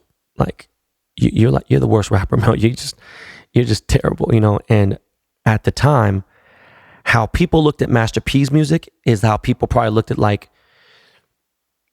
I don't know, like Lil Pump or Lil Uzi or something. It's like they feel how mumble rap is today. It's like how people looked at P, because it was a different type of rap. But P P really ran the streets, you know, and even soon later, you know, he started running the clubs and the radio and everything. It's fucking crazy what No Limit did, you know. And at the time, he also had the best deal in music, which was another fucking dope thing. He was dropping an album every week, okay? 52 fucking albums in a year. He dropped an album every week. Like, Jesus, I can't even tell you. Like, it's never been done in radio. It's never been done ever. Anyways, I go to all these showcases and seminars, you know, and representing Aftermath. And finally, people keep talking to people. People are like, oh man, the Def Jam showcase is going to be dope. This Def Jam shit's going to be dope. Violators just going to be crazy. And like at the time, Violator was like management and everything else. So they managed it. So if they didn't have you on Def Jam, they had you in fucking management. Sort of like what Rock Nation is now. It was like a conglomerate. It was crazy. It's a fucking monopoly damn near. And everyone kept talking about this Def Jam showcase, and it was the Roots, Old Dirty Bastard, Redman, Method Man, and I can't even begin to tell you. Like, Tribe performed, and these were like, Tribe Called Quest, man, is like the most relevant, like they're so fucking relevant. They're only the biggest, most relevant artists in the world in rap were there. Right before that, I was at the Party Records showcase, and it was actually, you know, at this spot, like down the street, and it wasn't packed. And it was crazy because Ice Cube was performing, you know, it's fucking enormous goddamn fucking rap star. And West Side Connection was obviously the headline thing for the party showcase. And they had like the #1 top selling album in the country. And the East Coast just hated it, you know what I'm saying? That's just what it was. And it was a good show. It was crazy. Q-Tip from Tribe Called Quest was there because, you know, they did, was it Poetic Justice? No, I forgot how Cube was tied to Tupac, to Q-Tip back then. But it was a good show. Rest in peace, Crazy Tunes, man. God damn, DJ Crazy Tunes. So I'm in a showcase, you know, Def Jam showcase, and I'm upstairs, like, you know, in the area, about to go sit down, and I see a lot of homies from different record labels, Loud and shit. I see Bigger B, man. Yo, shout out to Bigger B. Rest in peace, Bigger B, legend. Rest in peace, Big Pun. And I see Old Dirty Bastard walking around like crazy. It's just like walking around in like, you know, a rugby shirt and like some baggy ass jeans and some Timberlands. And I was like, what the fuck? Like, if you don't know who Old Dirty Bastard is and how enormous he was to rap, then like, I can't even begin to just tell you how fucking big of a fucking star Old Dirty Bastard was. And oh, by the way, I forgot to mention, Priority Records opened up East Coast office. And this was also the time that when they opened up the office, I moved to NYC and I lived in New York for a while. And we had Duck Down Records. Shout out to my boy Buckshot Shorty. Shout out to Drew Ha. Man, rest in peace, Sean Price. And, you know, this Black Moon, Smith & Wesson. They had to change the name to fucking Cocoa Brothers. That whole Duck Down family was my peoples, man. In fact, that trip, or that How Can I Be Down trip, I was hanging out with a lot of them for a while, you know, like for a bit. I rented a car and shit. I rented a Land Cruiser at the time, and that was like, you know, Dre was like, yeah, man, go out there and do what you got to do. And it was like almost equivalent to having a Range Rover, you know. And Sean Price got in my car, and like another member from OGC got in the car with me, and we just started cruising around South Beach. We started driving up and down Washington and Collins and, you know, Ocean Ave and shit. And Sean just had jokes and shit. So anyways, sorry, man, I'm sidetracking everywhere. So back to the Def Jam showcase. Everyone who performed just crushed it. Like, places, just the crowd is going crazy, everything. People are screaming. And DJ Enough was the DJ that was playing in between, like playing regular music that wasn't being played there. And even though I was a big club DJ in LA, nobody in like the rap game really knew me. You know, this was like different. You couldn't promote. The word of mouth was just how you got your shit in hip hop. I was a DJ in nightclubs for other stuff like Hollywood events. And this was a 95% New York event. All right. I'll never forget ever in my motherfucking life. I'm with a lot of my ex-coworkers from Priority Records, and DJ Enough was playing old break shit, break beats and everything. And he stopped the music completely. And he said, yo, yo, yo, yo, yo. Is New York in the house? Let me hear you say. And the whole fucking club, 5,000, this was an enormous nightclub. Like, no clubs are built like this. Like 3,000 people. By the way, this club is Mansion. If you guys been to Mansion in fucking, in Miami, that's what it turned into. Thousands of people are screaming, hell yeah. And I literally was like, I had goosebumps. I was like, holy shit. I said, God damn. I looked at one of my coworkers, my ex-coworker Jasmine, and I was like, yo, we in the wrong fucking place. Like, I love East Coast music, don't get me wrong, but it was like, you know, I was LA dude, like, to the heart. And then right after that moment, the moment after he said, is New York in the house, the place went fucking crazy. he put on Mobb Deep, Survival of the Fittest. And I thought the fucking roof was going to collapse and the fucking club was going to fall apart. Like, they went fucking crazy, okay? So now it's time for the headline event. And it was Redman and Method Man. And I think I mentioned it earlier, but, I ended up becoming, I was like, for a few shows, I was Keith Murray's DJ. And I would DJ some shows for Redman. And, because I was down with Def Squad, that gave me insane clout with like the big fucking DJs. You know what I'm saying? Like, all the individual Scratch Pickles, Beat Junkies, the real fucking major DJs. Shout out to Mellow D, Babu, Redmatic, fuck my boy Mixmaster Mike Hubert, all them. But Keith Murray was one of the craziest motherfuckers in hip ever. And if they ever do a fucking goddamn documentary on him, Jesus fucking Christ, man, it was crazy. So if Keith Murray never went to jail, he'd have been 100 times bigger. But it's just, shit is so different. So Redman and Method Man are doing a crazy ass dope show, and like towards the end of the show, Redman is standing on top of a speaker, and Method Man is opposite of the stage. It's a big ass fucking stage, right? And out of nowhere, there's a lot of space in between. Out of nowhere, Old Dirty Bastard enters their stage, and they don't got no songs together. You know what I'm saying? Unless Method Man's gonna do something with Wu-Tang, but he shoves his fucking hands like, man, fuck y'all. Like, forget you, like that type of gesture with his hands. And I forgot to mention earlier, Old Dirty Bastard performed at this fucking showcase, okay? Like, he had a set 2 hours earlier. This was a fucking super long ass concert, right? Or showcase. Old Dirty Bastard performed and he passed out on stage. He was taken out on a stretcher and into an ambulance, meaning he had to go get checked in to a fucking ambulance, go to triage and all that shit, right? Anyways, so he came back. He's on the middle of the fucking stage. Redman and Method Man can't even fucking see him. He pushes the DJ over. This is a fucking show with thousands of people. Enormous show, right? He starts pulling wires and shit and unplugs the fucking sound. He fucked the entire show up. It was incredible. It was crazy. How can I be down 1996, 97? Fuck. 97, sorry. 96, I think. Shit, this is crazy. It was a crazy fucking night. All right. And shout out to Dante Ross, man. Dante Ross is a fucking legendary dude. He's one of the people I looked up to heavy. When I was in college, I was listening to fucking, KMD and a bunch of records and Third Bass and shit he was like on a part of. And I was like, damn, this dude, like, you see, this is when you looked in the back of a fucking CD or an album or a record and you'd see the credits. And the credits were the dopest shit because there'd be shout outs there and everything. And this was like a fucking dope ass thing. People don't do that shit because you don't have hard CDs like they used to, or hard vinyl. I mean, very few people do. So anyways, I used to super look up to Dante Ross. Going back, I get back to LA and I tell Dre all about the conference and everything. And he's like, man, fuck all that shit, man. He's like, listen, I'm glad you got out there and you got to fucking let people know you at Aftermath now. But look, we about to do this fucking American Pip soundtrack, so don't get sidetracked, okay? And the Hughes brothers are directing the documentary. If you know the Hughes brothers, they directed Menace to Society, so they're fucking killing it. They were doing their thing. And Dre was low key obsessed. Dr. Dre was low key obsessed with pimps. Like pimping, the whole pimp game.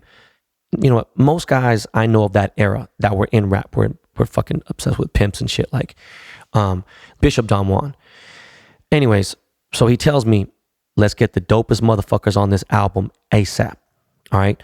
I don't want no motherfucking playing. Let's get this fucking shit going. I got the soundtrack rights, so I want you to start taking meetings and get this shit popping. He didn't say popping, but I'm just saying. So this was like probably January 1997 now. And I get Eric Sermon to come to the studio. And by the way, I mentioned there's like super crazy competition between me and Mike Lynn. But Mike Lynn was like an actual close friend of Dr. Dre's way before I met Dre. He was a close friend. So he had like way more access to Dre. He had access to Dre's ear and everything. He can get to Dre way quicker than I could. I had to page Dre and whatever. And did I have Dre's cell phone fucking number? I don't remember, man. I had to page Dre. I had Dre's pager number. And remember, cell phones are different. By the way, if you called somebody's cell phone, they got charged for that as well. So you're paying for that phone call every minute that they're on the phone. If you call them, they're getting paid for it. If you call them, obviously, you call somebody, you're being charged. So, Eric Sermon's a huge star, so that stirred up a lot of shit in the studio and everything. So I'm like, I don't give a fuck about Mike. I'm not tripping. I'm just gonna start hitting every single person up I know in the business in my Rolodex. And I got Fred Jewel Star, And Fredro Starr was on a TV show called Moesha at the time, with Brandy. And he was obviously in the group Onyx, and he had an enormous hit record that's legendary in rap forever called Slam. And him and his cousin Sticky Fingers, they started coming down to the studio more, and I was working on songs. We were trying to do these songs for American Pip soundtrack, and we actually had some dope ass songs. Listen, man, I had some crazy ass unreleased songs on a DAT. And if you don't know what a DAT is, this was digital audio tape, which at the time was even higher quality sound than the CDs was. Is it super? Just insane fucking archive music that never got released. My boy Adam 12, his name was DJ Alphabet back in the day. I remember he had I may have had the same access, but Jay-Z wrote that song Still, D-R-E, the first single off of Dr. Dre 2000. And when you reference the track, you actually rap the song so someone can hear you rapping. I don't know if you know this, but like, let's say for instance, Drake, Controller, I don't know a song. And if could you imagine if someone sang that entire song and rapped the entire song, and then Drake listened to it so he can memorize it? So that's what Jay-Z did. And we had that reference track over the Still beat. It was fucking crazy. So anyways, going on, me Sticky Fingers, and Fredro are working on these songs. And they told me they're about to go to a studio and go visit Biggie. And I'm like, oh shit, word? You about to go fucking hang out with Biggie Smalls? I'm like, yo, man, I want to meet Big, And I was like, I want to get him on this fucking soundtrack, dog. You know how big this sound? This is Dr. Dre, bro. And even though there was a big beef going on with Death Row and Bad Boy, like Dre had no beef with nobody. East Coast loved fucking Dre, and Dre loved the East Coast. So I asked him, I was like, yo, can I come, man? I want to get him on the soundtrack. And at the time, Biggie was living in LA. He was like staying in LA, like working on, finishing up Life After Death. And he was in the studio nonstop. And the studio he was at this place in North Hollywood called NRG Studios. I'll never forget. It was like an alternative weird studio where like groups like Blink 182 would record out of there. It was just like a crazy, they had like tribal blankets and shit and like Native American like decor. It was a tripped out studio. Anyways, I told him, I said, listen, man, I'm gonna take you guys over to the studio, right? And you live right by there. Because they used to live in this apartment building right on Magnolia and between Lancashire and Vineland, which is like a few minutes away from the studio. So they're like, yeah, man, let's go. Like, fuck it, come on, yeah, let's go, Ben Baller. Let's go to the studio, man. I got you. I'll introduce you to Biggie. So we get to the studio, and I see this chick in there, and it's funny. She's cute. You know what, man? It's so fucking crazy. There's that song, Area Codes by Ludacris. And no, hold on. What the fuck? No. The Tupac Snoop song. Every little place we go, every little city we go, everywhere I go, I see the same hoes. That song by Pac, it was on the Pac album. And where Snoop is talking about, I see this chick here, I see a chick here, I see a chick in this video. And the chick that I see in the studio, I'll never forget how she looked. Later on, when I was working with, I had a group called the Golden State Warriors. They're actually ended up being called the Golden State Project. It was a rapper named Saphir. It was Razkaz, who was my artist over at Priority and Exhibit. And I remember when, after Biggie had died, like we're working on songs, and this chick pulled up with them to our studio, and I thought it was fucking crazy. Anyways, sidetrack, crazy ass Hollywood stories. Sorry, man. So I'm in the studio. First person I meet is her. Second person I meet is Lil C's. And the studio is just like, they're just playing some random music in the background. It wasn't Biggie's music or nothing. And Biggie finally walks in, and he's fucking big. Like, Big is a big dude, like for real. He's about my height, and he's, I don't know, shit, I don't want to guess his weight, but I would say maybe like 300 something. And he's walking in with a cane. He had a cane he was walking with. I'll never forget. And he sees the food on the studio board. And I'll never forget, he had like Jerry's Deli bags, and he had these mashed potatoes.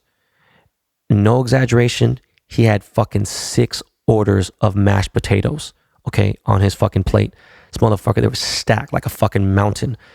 And Biggie, when he walks in the room, he was like, man, my food is here. Yeah, I'm hungrier than a hostage. And when he said I was hungrier than a hostage, I just started busting up. I laughed. This dude was really charismatic. He was funny. He was a comedian. I could see, why this dude was so fucking fly. And so, he was eating for a bit. And I told him I was there. And Fredro and Sticky introduced me to him. And so I started playing some music for him, some tracks. I told him I'm doing a soundtrack for the American Pimp. And he was like, oh shit, word, American Pimp? Okay, yeah. So he liked a few of the tracks. And then there's this track with King T. And he was fucking with King T. He knew who King T was, and King T is a hip hop legend, and like OG hip hop. He's from Compton. He's super West Coast, and he can rap his ass off. And I was King T's A&R. So, anyways, I tell Biggie, you know, what you think? You know, you down? You know, you want to get on the soundtrack? And he's like, man, timing's kind of fucked up. You know, I'm finishing up mixes and mastering Life After Death. I'm about to shoot a video for Hypnotize, and you know, I'm like, fuck. He's like, but yo, man, I like this shit. You know, and you know, I'm gonna holler at you later. So me and Fredro and Sticky, we leave the studio, and I told Fredro, I'm like, yo, man, that dude was fucking cool as fuck. You know, like, fuck, I owe you for this. You know, so later the next week, it was the Super Bowl, and it was also my birthday. So the Super Bowl was January 26th. I'll never forget. My B-Day was the next day, and Dre was having a big-ass party at his house, but it was like a private thing. It was like really homies and fam. And I invited Fredro to come with me as my guest. You know, I was like, fuck it, I'm sorry, he would be cool. And actually, no, I'm sorry. I texted, I paged Dre, and I was like, hey, man, is it cool if Fredro comes? He's like, yeah, come on. So we get to Dre's big-ass fucking mansion. Dre loved East Coast artists, like I said. And it was almost like he fucking favored them. And we get to Dre's crib, to the party, and we're like one of the first people there. Literally, me and Fredro, the first people there. And he has this intercom in his house. And he's like, yo, who goes there? And I was like, oh, it's Ben Baller, man. He's like, oh, Ben Yang. It's Ben Yang, my motherfucking Asian brother, you know? So I don't know if you remember, I posted, you guys that follow me, I posted a throwback picture. You could check it out, go down my timeline on my Instagram. There's a throwback picture of a party. It was a Super Bowl party. It was that party, you know, that was that. And it was fucking funny, man, because there was the picture, everyone's looking in the opposite direction, but Dre's looking dead in center. And right before he took the picture, Pierre, this comedian, he said, anyone that look in the camera is a bitch. So everyone looked opposite. But then Dre hopped in and photobombed the picture right in front, and he was looking at the picture. Anyways, going on, man. So I'm still grabbing music for the soundtrack for American Pimp. And I fly out to New York City, and I hit up, you know, a few folks. I try to lock in some people to get more songs in. And at the same time I was in New York City, it was one of the rare times that the Grammys was in New York, you know. And Dre was nominated for Best Duo or, you know, Group, Collab, whatever, for California Love with Tupac. And he's like, hey, man, you and Mike are the only one out there. Mike's not tripping. He ain't going. So go to the Grammys, and if we win, you can go out there and accept the award on behalf. But he goes, but we ain't going to win. That's why I know I'm not going. And I don't know how the fuck he knew he wasn't going to win or whatever, but even though Dre won a bunch of Grammys, I thought it was fucking sick. I'm sorry. Listen, man, this is Dr. Dre. This is the fucking most legendary dude in hip-hop, producer, everything you can think of, beats by fucking Dre. And they're nominated for fucking California Love, one of my favorite fucking songs. And if they win the Grammy, I could go up there and fucking accept it. This is epic, you know, just even the fact that I had a chance to. But anyways, Crossroads by Bun Thugs and Harmony won. And so, like, you know, as soon as I get up there, I hit up my boy Stevie J. So fucking random and crazy now, because Stevie J is fucking married to Faith Evans now. It's mind fucking blowing. He's the biggest producer at Bad Boy at that time. He's one of the biggest producers that was at Bad Boy, period. And he was working under Puffy. And when I was working the Truth album early on, Stevie J did a lot of shit for the Truth, because he was T Smooth's boy. Like, that's how I know him, is through T Smooth. You know, by the way, I keep forgetting to fucking, because there's so many different pockets and holes and shit that there are in this story. Not necessarily holes, but just different parts, because so much crazy shit went on in this era. And I'm not trying to go make this story 4 hours fucking long. But I forgot to mention, Missy Elliott wrote a lot of the Truth's album. And Missy fucking Elliott wrote the Truth's first single. She even rapped on it, okay? She wasn't even signed yet herself, and I was fucking with Missy. Like, Missy fuck with me so heavy. I fuck with her so heavy. I have pictures of her in like a fucking photo booth at Rexall drugstore, which is now CVS, right across the street from the Belly Center on the corner of Beverly and La Cienega. And like, every time she came to LA, she hit me. Every single fucking time. When she was working on Aaliyah's album, she played me the album before, and I was like, yo, this sounds crazy, because I didn't even know who Timbaland was. But, you know, they're both from Virginia, and she played me the fucking album. She played me Aaliyah's, you know, album. Like, it was just crazy. And even after she blew up, and she had like the fucking hee ha and all that shit and fucking everything, her fucking album was one of her first album. So fucking incredible. And one time I was driving back to my apartment, and she followed me in a white passenger van with like, she was like 6 guys and like fucking security, whatever. She followed me like 15 blocks just to say hi, because she didn't have my phone number. We hadn't talked in a long time. sorry, man. Going back to the story at hand, I fuck with Missy heavy. That's my people's, and it's just crazy because this was an era when, you know, she wasn't famous. She was known inside the industry. So I hit up CVJ, and he told me he was down, but a lot of cats were kind of iffy because of the beef between the East Coast and West Coast. And like, you know, I was like, the beef is more with Death Row, you know what I'm saying? And Dre's always been cool. So I don't know, man. Stevie was, I don't know, and there was just a lot going on. So, you know, I tried to get the Lost Boys. Even Ice-T was in the fucking movie American Pimp. I saw Ice-T. I remember this club called Expos, and Expos was like right midtown, like 44th or 45th. I forgot where the fuck Expos, but it was right there. And me and Ice hung out a little bit. Remember, I was Ice-T's A&R. He's like my damn near my godfather. And I was just trying to get a bunch of people on this soundtrack. The entire time I was in New York, I had a personal security guard. Never forget, security guard went everywhere I went. Like I said, this beef was real tense. But anyways, I got really sick, man. I got super fucking sick. In fact, I had to go to the fucking emergency room because I got so sick. They hired a fucking house doctor at the hotel. Never forget, I was staying at the fucking, what the fuck? It wasn't the Paramount. Was it the Millennium? I think I was staying at the Millennium Hotel. I forgot. It was right there in you know, in Midtown. Anyways, I got super sick. I got the fucking flu. I got like 104-degree temperature. My heart rate was going really fast. And it was just like one of those weird things. I had asthma as a kid. I just got really fucking sick. So I had to fucking fly back home. And then I tried to hit Biggie up for this track. It was just a random time. And I'm in the studio with Sticky Fingers, and we're finishing up a song that he did because we're trying to hit this Vibe party, Vibe magazine party. And the Vibe party is going on at the Peterson Museum, you know, the Auto Museum right on Fairfax and Wilshire. Next thing you know, Sticky gets a page and he calls someone back and they say, hey man, Biggie just got shot, you know? And Sticky's like, yo man, you know, fucking Big just got shot. And I was like, Big just got shot? I was like, oh shit, okay. What the fuck you want to do? And he's like, yo man, let's fucking head over there. Now, we're at like, Woodman and Ventura. And I'm like, fuck this shit. Let's head over there. So we get in the GS and we smash over there. And I get over there super fast, like 15 minutes, right? This is obviously way before traffic. And when I found out he got shot, I thought to myself, I was like, you know, he's too high profile. They're going to fucking take him over to Cedars-Sinai. So let's just try to see Cedars-Sinai.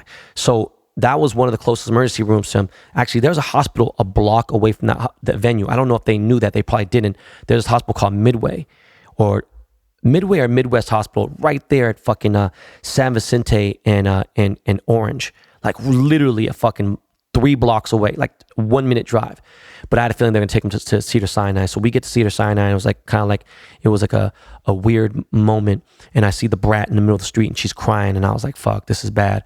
And the energy was all over the place. It was super dark. It was weird. It was awkward. And then I remember I was like, "Oh shit!" They're like, "Yo, Big died," and I was like, "Fuck, man."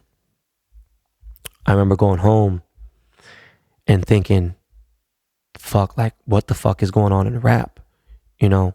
And to make even things worse, to this sort of even ended off, the American Pimp soundtrack didn't happen.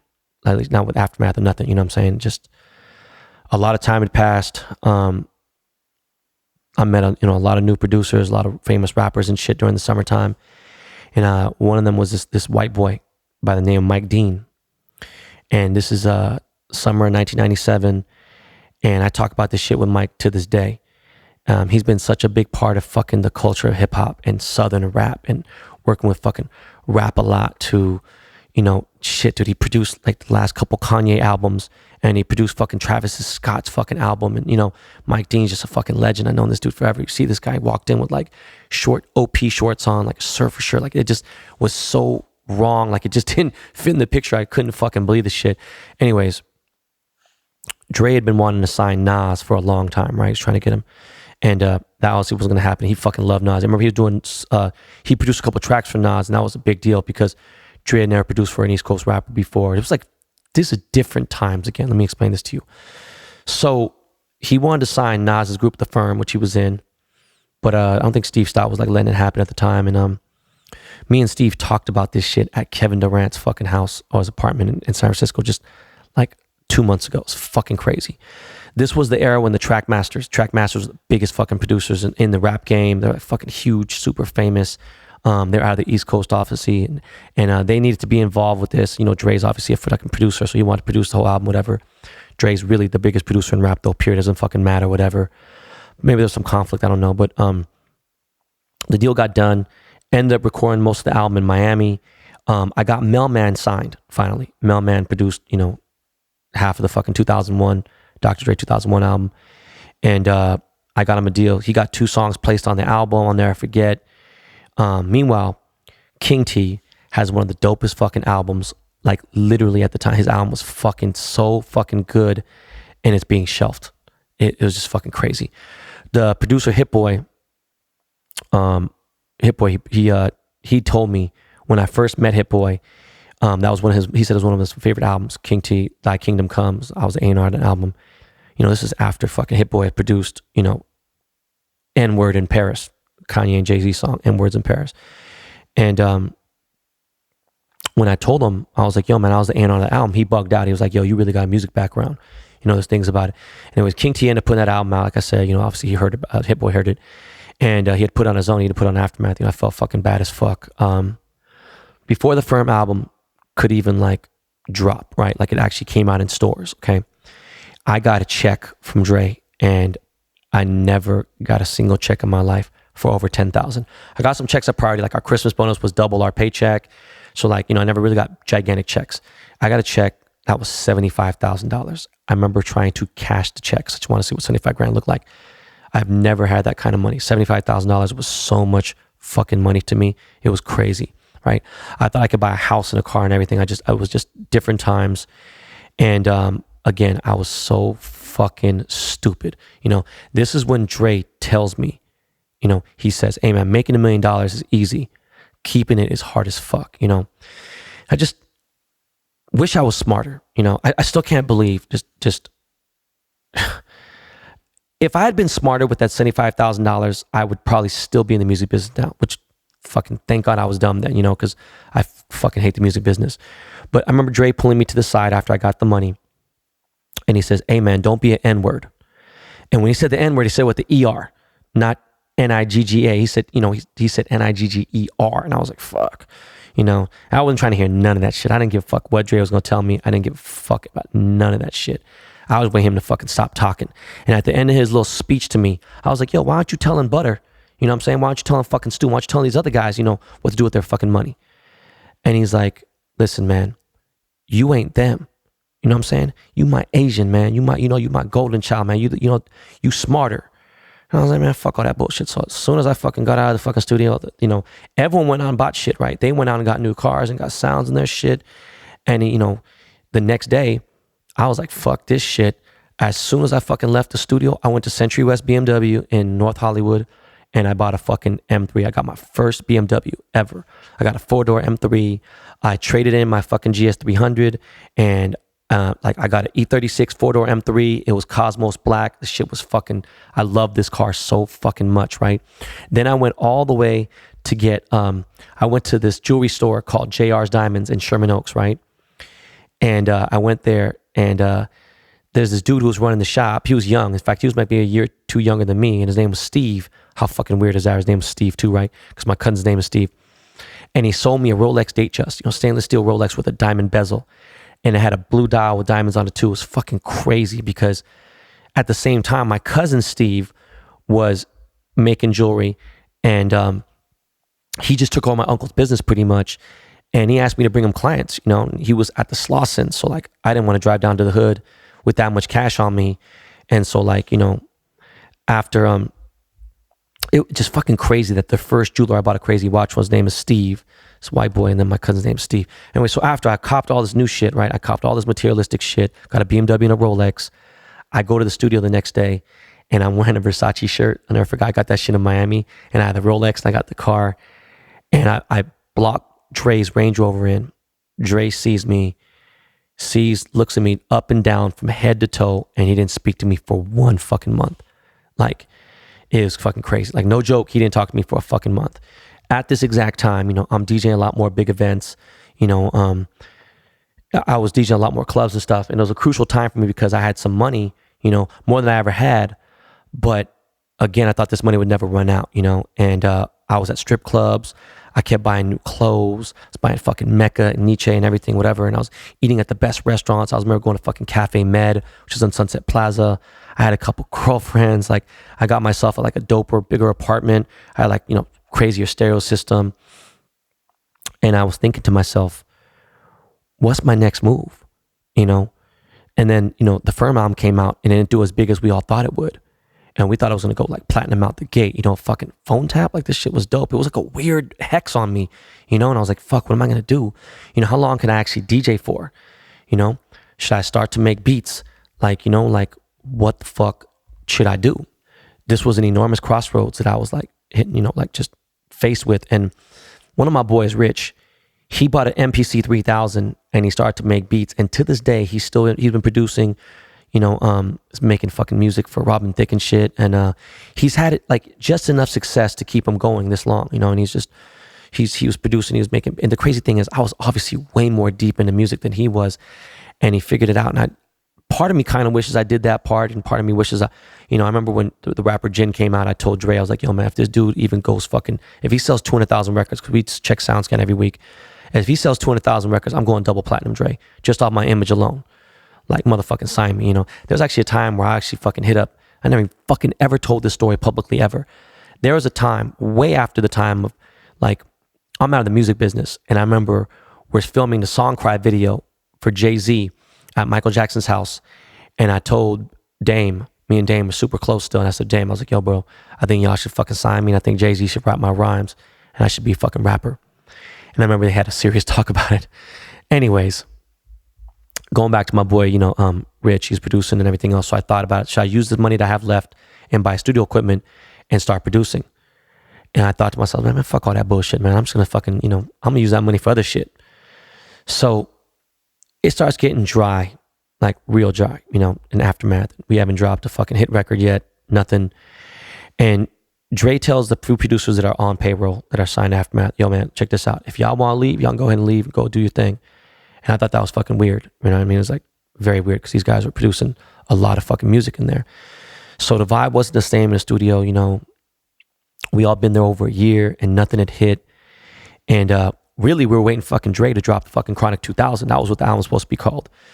And he was just on hiatus status. I don't know what my mind was going through. And it was just, again, it was just weird. So he tells one of his main producers, Stu Fingers, who at the time was called Stooby Doo. He's like, if you want to leave, man, go ahead and leave, man. And he tells Butter, the main producer, like the biggest producer there next to Chris Glove Taylor. He's like, hey, if you want to leave, go ahead. So both of them are like, fuck this. We about to be out. Let's go make some money. Let's go do our own thing. Let's go work with fucking anyone we want to work with now. And let's sell some beats. Butter already had a couple hits before he just signed with Aftermath. He super fucking talented. He produced the biggest single on the West Side Connection album, Bow Down. He produced actually a few songs on the West Side Connection album. Stu had some hits too and everything else. And so I got both of them. I was like, hey, listen, man, let me manage you guys, right? And we all left Aftermath. And I was like, listen, let me manage you guys. And I started a corporation called 213 Entertainment. And then I started a company with them called Match Entertainment. And, you know, one was for management, other one was for tax purposes and the corp and everything, you know. And so we started to get some placement on records and stuff. You know, we were on soundtracks. We got some songs on WC's album. At that time, WC started bubbling, started getting hot again. And he was a West Coast legend. And just getting a bunch of random work. In fact, when we were taking meetings and shit as, you know, producers and stuff, I got to sit down with Richard Branson twice. If you don't fucking know, Richard Branson's the fucking CEO of Virgin, you know. He's a fucking billionaire. And it's just crazy because the dude was so cool too. And I had all this access. It's nuts. And we're shopping this group that we had called the Nade, which is actually short for Serenade. And it was just fucking 3 young dudes, 2 brothers and a cousin. And they were so dope, man. These guys were like, these guys were like during the same time as Immature, like that time. You know, Omarion and all that B2Ks. This is before that. This is Omarion's brother. What's his name? Marcus Houston. These kids were so dope, man. It's just like, let me stop and say this, man. Remember, this is the time and era of the day where majority of artists that had a deal or were about to get a deal had no fucking clue how bad these record deals that they're about to sign were. They had no idea. They didn't have a clue what fuck publishing meant. They didn't know what splits were. They didn't know what royalties. They just had terrible deals. And it was, in a way, it was their fault, you know? They had terrible representation. The attorneys were fucking scumbags. But, you know, they just weren't knowledgeable and they didn't study, you know? And I was shopping their demo.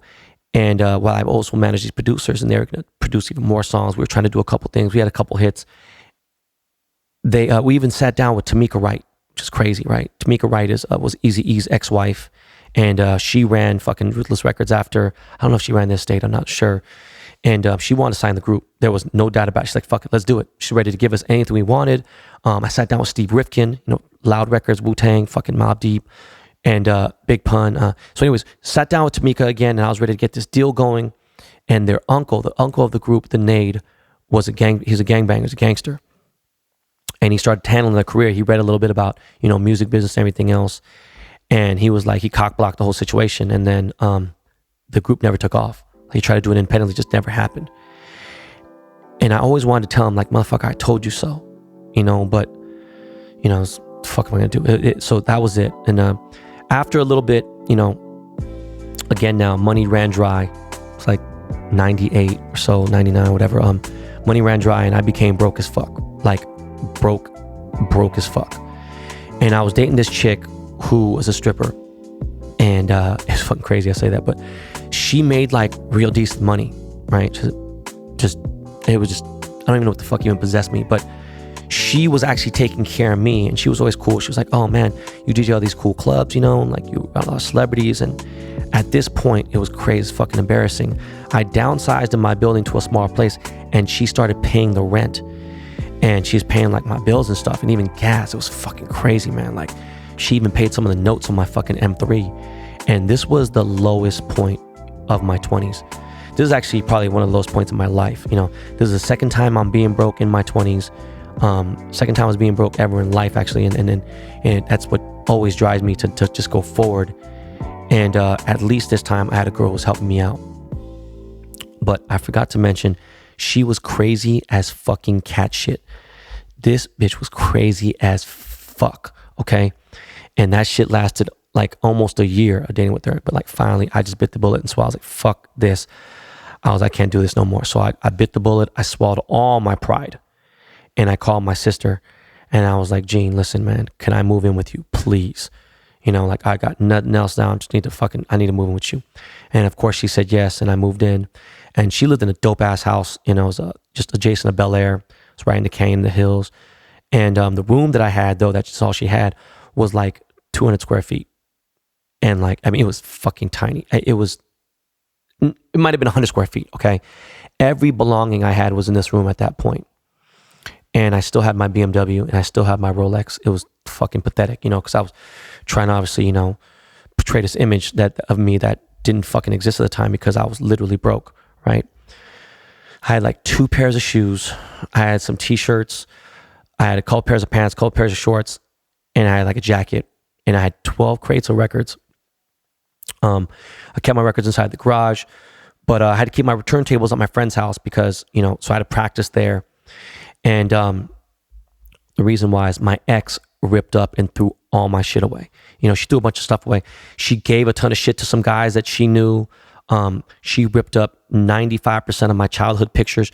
I had pictures of me and Eazy-E, autographed shoes, Eazy-E on it. Don't ask me why he autographed a shoe, but I'll never forget he signed a pair of Air Assaults. Was it Air Raids? Fuck, I forgot one of them. And picture of me and Tupac and that shit. Like, I know it sounds petty. It's just a fucking picture. And they're like, actual photos. But those memories can't be replaced. Like, those photos could never be replaced. And they meant so much to me. And that was like the straw that fucking broke the camel's back, right? So that was just, fuck her. So I decided to put my Rolex in this newspaper called The Recycler. And The Recycler is like a glorified classified ads, right? It was like eBay, but for like a newspaper.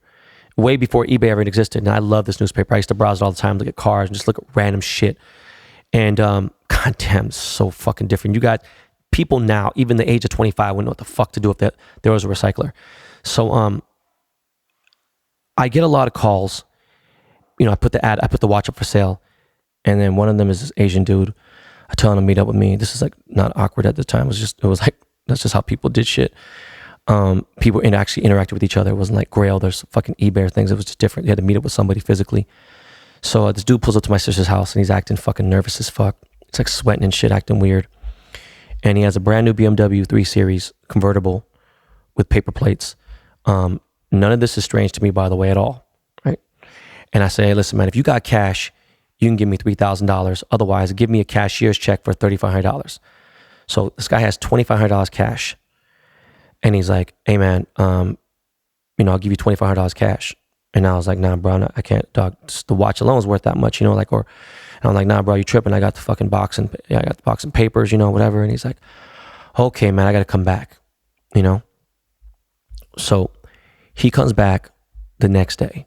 He brings me a fucking cashier's check for $3,500, right? To my name and everything. We smoke a Parliament Light, and I'll never forget. And he just breaks out. The next day, I go try to cash the check and find out the check is fake. I was fucking devastated. Like I got played by another yellow motherfucker. You know what I'm saying? Like an Asian bro. Like I could at least had $2,500 cash, but I was stupid. And I wasn't necessarily stupid.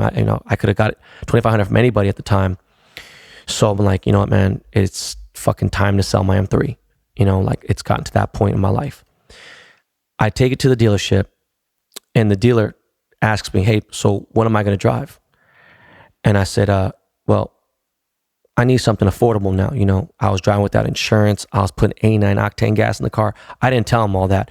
I'm just saying I couldn't afford to keep up this BMW. Obviously, the girl I was dating was fucking making payments on the car. I was all bad. It was all bad, right? So my dumb ass lets this dealer talk me into getting a new 540i BMW. This was having 5 Series back then, especially not a 525, 535. This was a 540. This was like just a sick ass car, right? M5 wasn't out just yet. And they talked me into getting it with the money that I had from the M3 that I sold. And then what I did was I leased it instead of buying it. And my credit was all fucked up, right? So I had to put a super high dollar amount down. And like I said, my credit was fucked up. This was, the second time I fucked up my credit in life. 26 years old. And I got nothing to my name anymore but my name. All right. My payments were low though. They're like $700 a month. But the funny thing is I was actually a fucking grip back then. So I leave with a new car. My sister is like, she sees my new car and she's really upset. But, she doesn't judge me. Her boyfriend at the time, who's now her husband for almost 20 years, he judges me. And I deserve it. I'm living in their house and it's awkward, not paying any rent. So I slap myself and I just get my shit together and I start DJing, start practicing more. And I start doing some 18 and over clubs for like $300 a night. I start saying, fuck this. I'm just going to start DJing like, not even shit that's not even cool. I don't give a fuck. So I started DJing Tuesday night, Thursday night, Friday night, Saturday night. So I'm making like $1,400, $1,500 a week, which is incredible money, right? It's like great money. So finally I get to move out of my sister's crib and I get an apartment in Sherman Oaks with some of my homies. But like I barely knew these guys. Okay, let me just stop and tell you motherfuckers right now.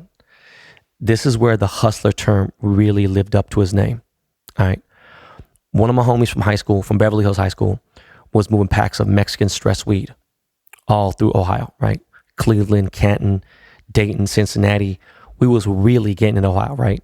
We was working with Virginia and like, man, even ATL. And all I had to fucking do was wrap up this shit with a vacuum sealer.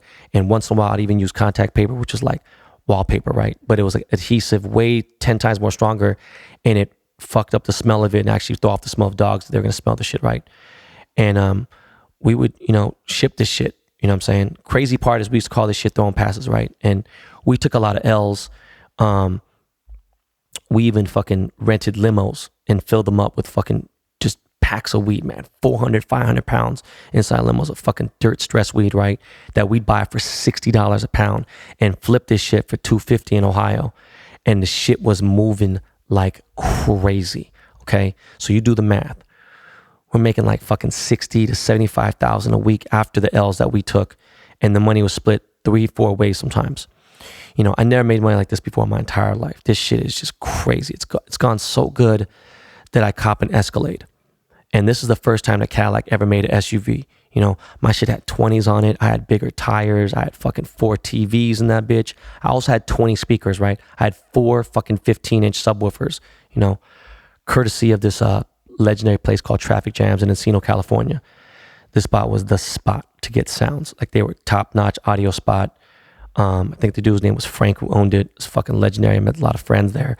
So anyways, we started to move a gang of product. We started moving so much product that I started to meet some crazy ass dudes, okay? Some crazy ass Hispanic guys, like real fucking super G fucking Mexicans, right? That wear cowboy hats and shit. I don't want to get like too deep into this for obvious reasons, but I wanted to stay in weed, right? I didn't want to go anything harder than that. My boy's like, no, fuck that shit. We need to start moving these white tees. And I was like, yeah, no, dog, I'm not moving that white t-shirts. I'm not moving white t-shirts at all. Fuck that. I'm not doing that shit. And he's like, we can make millions. And I was like, nah, I'm cool. Like, they're giving away fucking running back numbers, 32, 25, the crazy numbers away, in prison and shit. I'm like, not fucking with this. So by the time I'm doing all of this, while I was moving all these packs, I stopped sniffing. I used to sniff coke, and I hated it. I love cocaine, but like it just got to a point where I was like, I fucking hated who I was. And my boy, one of my OGs, Josh Richmond, who I mentioned before, Club Motor. Once I heard him say this one thing to me, it was like, that was it. He said, cocaine is a drug with a high that doesn't exist. It's like all night you're chasing this high that just isn't there. And that right there just did it for me. Like I was done. At that moment right there, I never did coke ever again. It's been like 22 years since I had it. And by the way, we'll get into that story another time later. I almost fucking overdosed on the shit. And anyways, I hated it anyways. So around this time, I started buying all the dope ass sneakers. Like I bought every fucking pair of kicks I could think of. If I didn't like a pair of shoes, I still got a pair. If I loved them, I got fucking 5 pairs of the same color, right? And I started browsing this website called NikeTalk.com. If someone told me what NT would mean today, like, well, I mean, not today, but like shit around, like if someone had told me then what Nike Talk would have meant during like the early 2000s, like just the monetization, you could have fucking made millions off this site, but fucking nope. Nelson C and fucking Method Man didn't want to fuck my money. Not Method Man, the rapper. That was the name of the admin of the fucking forum. Anyways, Nike Talk was fucking huge. It was a epic platform. It was before any of these fucking magazines or social media fucking existed. It was crazy.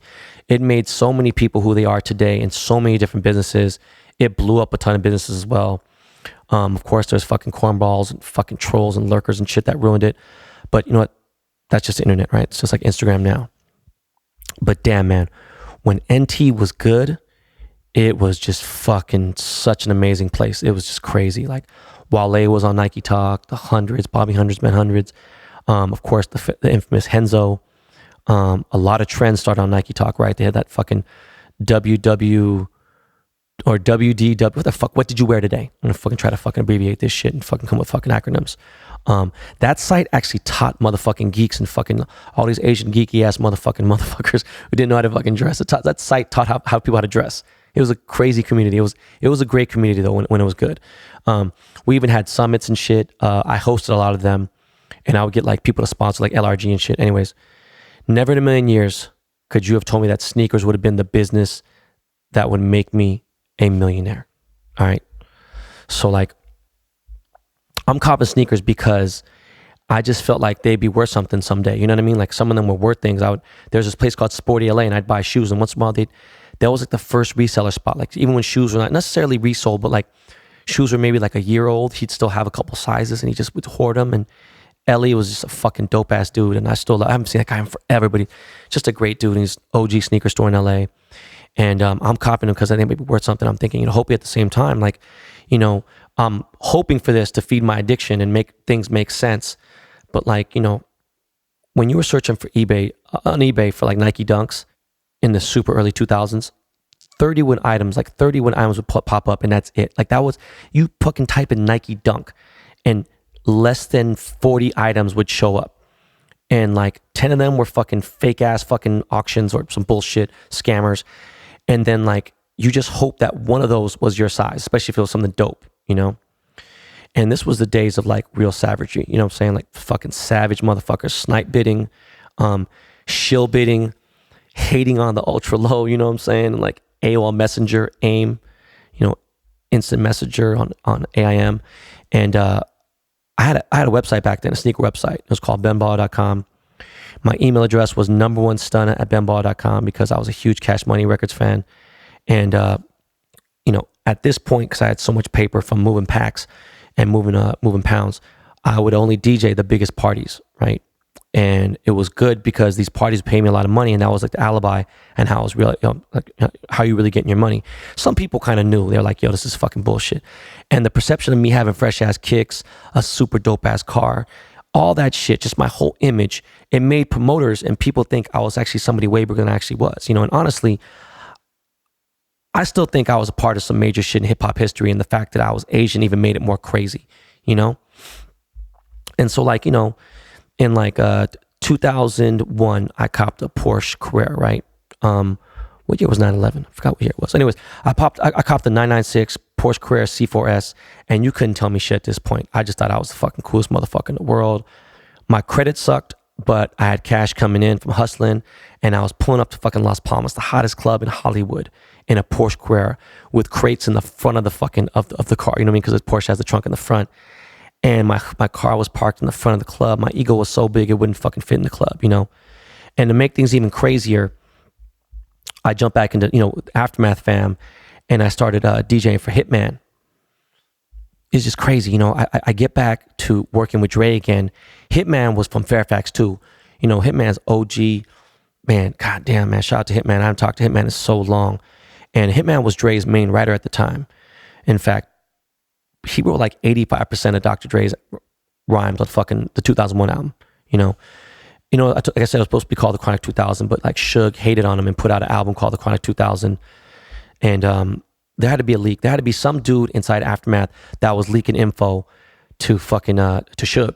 Someone in Aftermath was just crazy. And Hitman was the only person that had a single, had his own solo song on the 2001 album. And I remember going in there, we're making a song for Hitman's album, and ended up being track number 7, I think, on 50 Cent's Get Rich or Die Trying album. But it's like a gunshot click. It was like, and it was like a dope ass beat. I remember I was with Dre at Record 1 in Studio B, making the beat, and then finally we're almost finished with it, went into Studio A.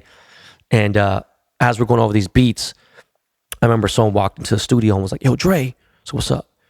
You want to make $250,000?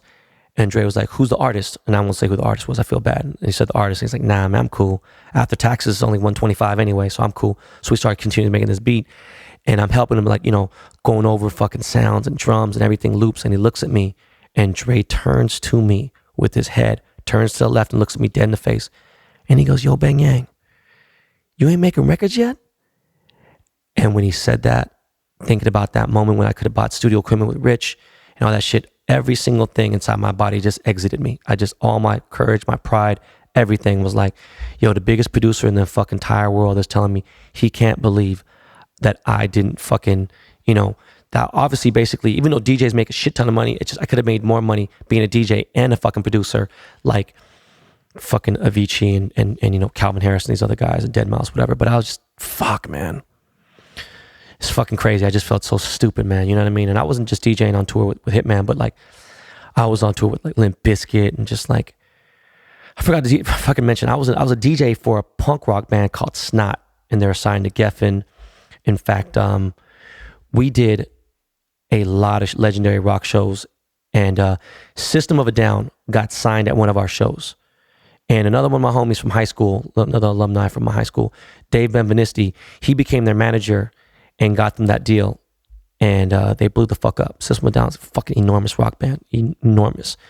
And I forgot to mention, I was DJing all over the place. At this point, like, you know what I'm saying, any DJ getting $500 a night was big time, right? You had to be either DJ AM or Mark Ronson or like someone big. I was getting like $800 a night at a club in LA, or, like $1,200 or so in New York. I was getting $2,000 to $3,000 for parties, private parties. And I would literally DJ for like 2 hours at most. I was so sick. After Dre told me that shit, I was just sick of DJing, right? And I had crowd control, so it was so easy. I forgot to mention, speaking of like all those fucking big house DJs, I was the first DJ back in 97 to have a billboard in Vegas.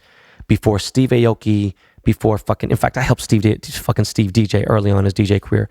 Before fucking Diplo and like Calvin Harris. This is when like fucking I'd be at a party and Steve would try to DJ on a Serato, and he have like 125 BPM pop record, and he's trying to mix it and blend it with the fucking 88 BPM like hip hop record. I was just fucking crazy.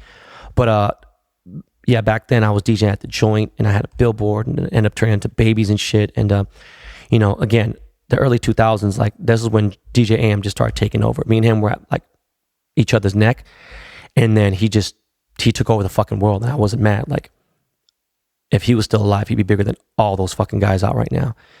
AM had no idea I was selling weed. You know what I mean? He hated on me so fucking much. It was crazy. I just got over it. You know, there was like this jealousy thing that whatever. I don't know if because I was fucking skinny, I had no idea.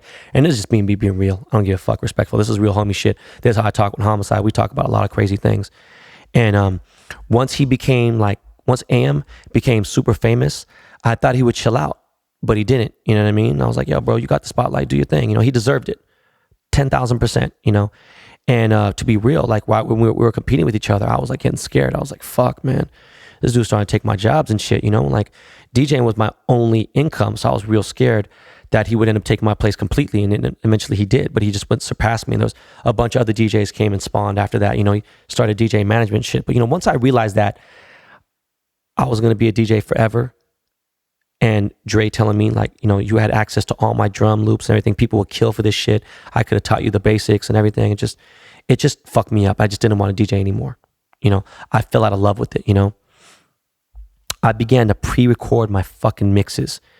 You know what I mean? Even for like a regular ass nightclub, I would literally pre-record my mixes. I would even fucking pre-record shout outs because I knew who'd be in the fucking club that night.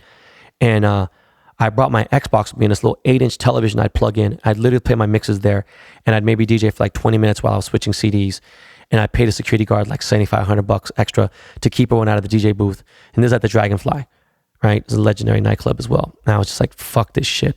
Also, for the first time during this time, I fell in love for the first time. Like, I really fell in love as a grown-ass man.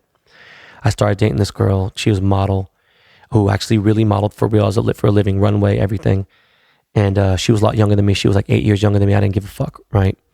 And I was fucking whooped. And, you know, I'd follow her to Europe and Asia. She did a lot of campaigns out there. And we would go to Cabo like every other month. Literally, life was so fucking good, right? And at the same time, during this time, like I started doing marketing for Nike, like for real, like Nike Corporation, right? I started doing marketing for them while DJing some parties there and shit and everything. And Nike they just bought Jim Morrison from the Doors, Jim Morrison's estate, they bought his house on Venice Beach. And they call it the Blue House, BLU.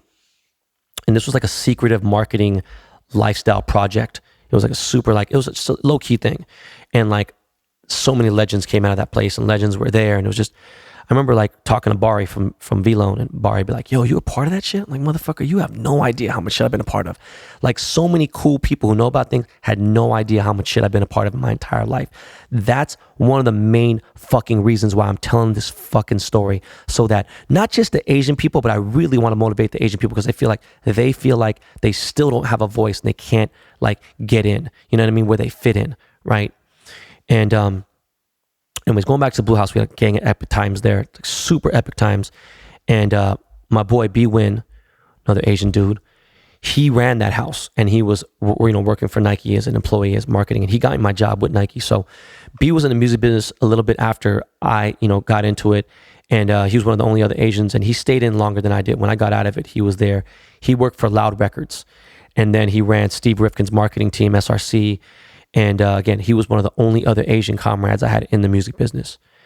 I think B was much more well received than I was. You know, I mean, he's much more liked than I was. You know, B was not so much of a dickhead like myself. Like, I was much more of a dick. And we did some crazy ass marketing events at the Blue House with Nike. And you know, like I said, I DJ some of the big parties there. One time, one of the daytime parties we had was Ashton Kutcher and Demi Moore when they were dating. They did this white trash party with like fucking peanut butter jelly sandwiches and shit. It was weird as fuck. And we had Biz Markie do this huge party there for the re-release of the Air Safaris. He actually DJ'd the party as well. I DJ'd with him too.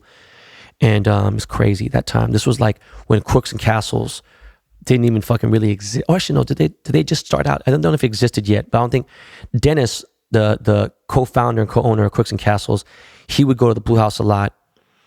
And I was so self-obsessed with period, that I didn't even realize that, you know, later, you know, I got caught in some drama. There was like some beef with me and Dennis over some stupid shit with LRG and Crooks. And he like checked me back into reality. And ever since then, I've been A1 with Dennis and fucking Rob ever since. It's crazy. But again, I gotta say, man, legendary Nike moments were created there. I got to meet Mark Parker. I got to fly in a Nike jet. I met Tinker Hatfield at this place. You know what I'm saying?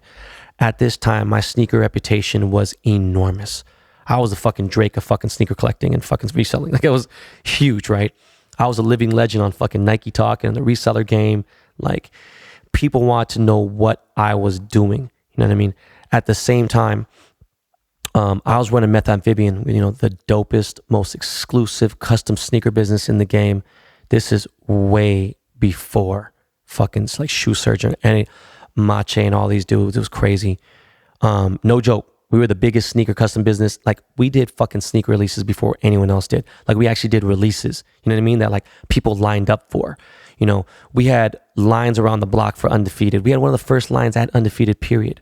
You know, we did releases in Australia. We did releases in Japan. We were crushing it. You know, I even had like proteges who would follow on my moves and stuff. You know what I mean? There was this dude on Nike Talk named Sir Inie, Sir INY, aka Alone, rest in peace. To this day, well, actually, for the longest time, we had the world record highest selling sneaker. He was murdered in a sneaker transaction. It's fucking nuts in 2005. He was Nike Talk legend, and that was my boy, man. Rest in peace, man. Anyways, I created the term stockroom picks on Nike Talk.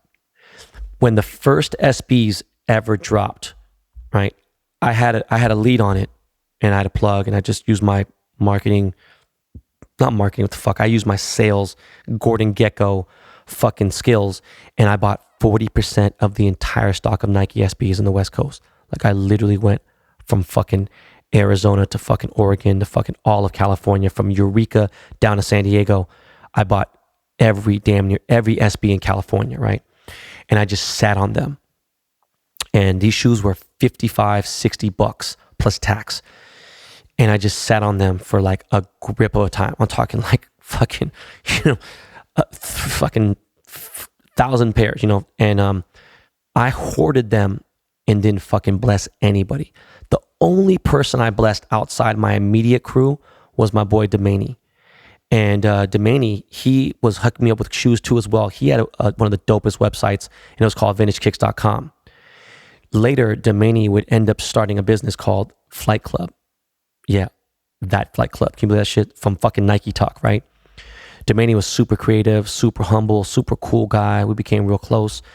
And yeah, you know, he started fucking Flight Club. He was fucking founder and owner. And he sold the company, what, a year or two ago, or a few years ago, he sold it for something ridiculous, crazy, like 60 million. You know, good for him. I don't know what it was. Maybe it was $100 million. I have no idea. But yeah, you know, I had those SBs for $60, and you know, I sat on them for a minute, flipped them for $500. You do the math. It was a lot of profit. But I had like 1,800 pairs of sneakers in my personal collection. I had a lot of shoes from Nike that you know, because I wasn't getting great paychecks from Nike. So instead of getting shitty pay, they would give me super dope ass, rare ass sneakers for doing marketing for them, you know. And you know, I bought a lot. I traded a lot of shit for better shoes. I would trade, you know, some SBs for doper shit. It was like stocks. It was literally like stocks, you know. And eventually, me and Meth Amphibian got a sneaker collab deal with Nike. It's like 2004, and it was finally gonna happen. I'm like, fuck, we're finally getting our own shoe. And we were gonna do a Nike Terminator. At the time, that was the hottest, like most anticipated, like rare, like kind of cool guy shoe. And Nike executives told me like, oh, you know, Dunks and Air Force Ones, they're cool, but it's nothing like our NBA shoe. These guys are trying to tell me all this fucking Mickey Mouse ABC shit. And like, I didn't fucking know marketing. And I was like, listen, you fucking idiots. You guys are tripping. Lifestyle and this fucking sneaker culture is about to fucking explode. We didn't even fucking scratch the surface. And this is, think of where it is now. Billions, right? And I'm like, this ain't shit. And I knew what was going on. And so did fucking Demaney, obviously. And so did Croatian Style and people like that.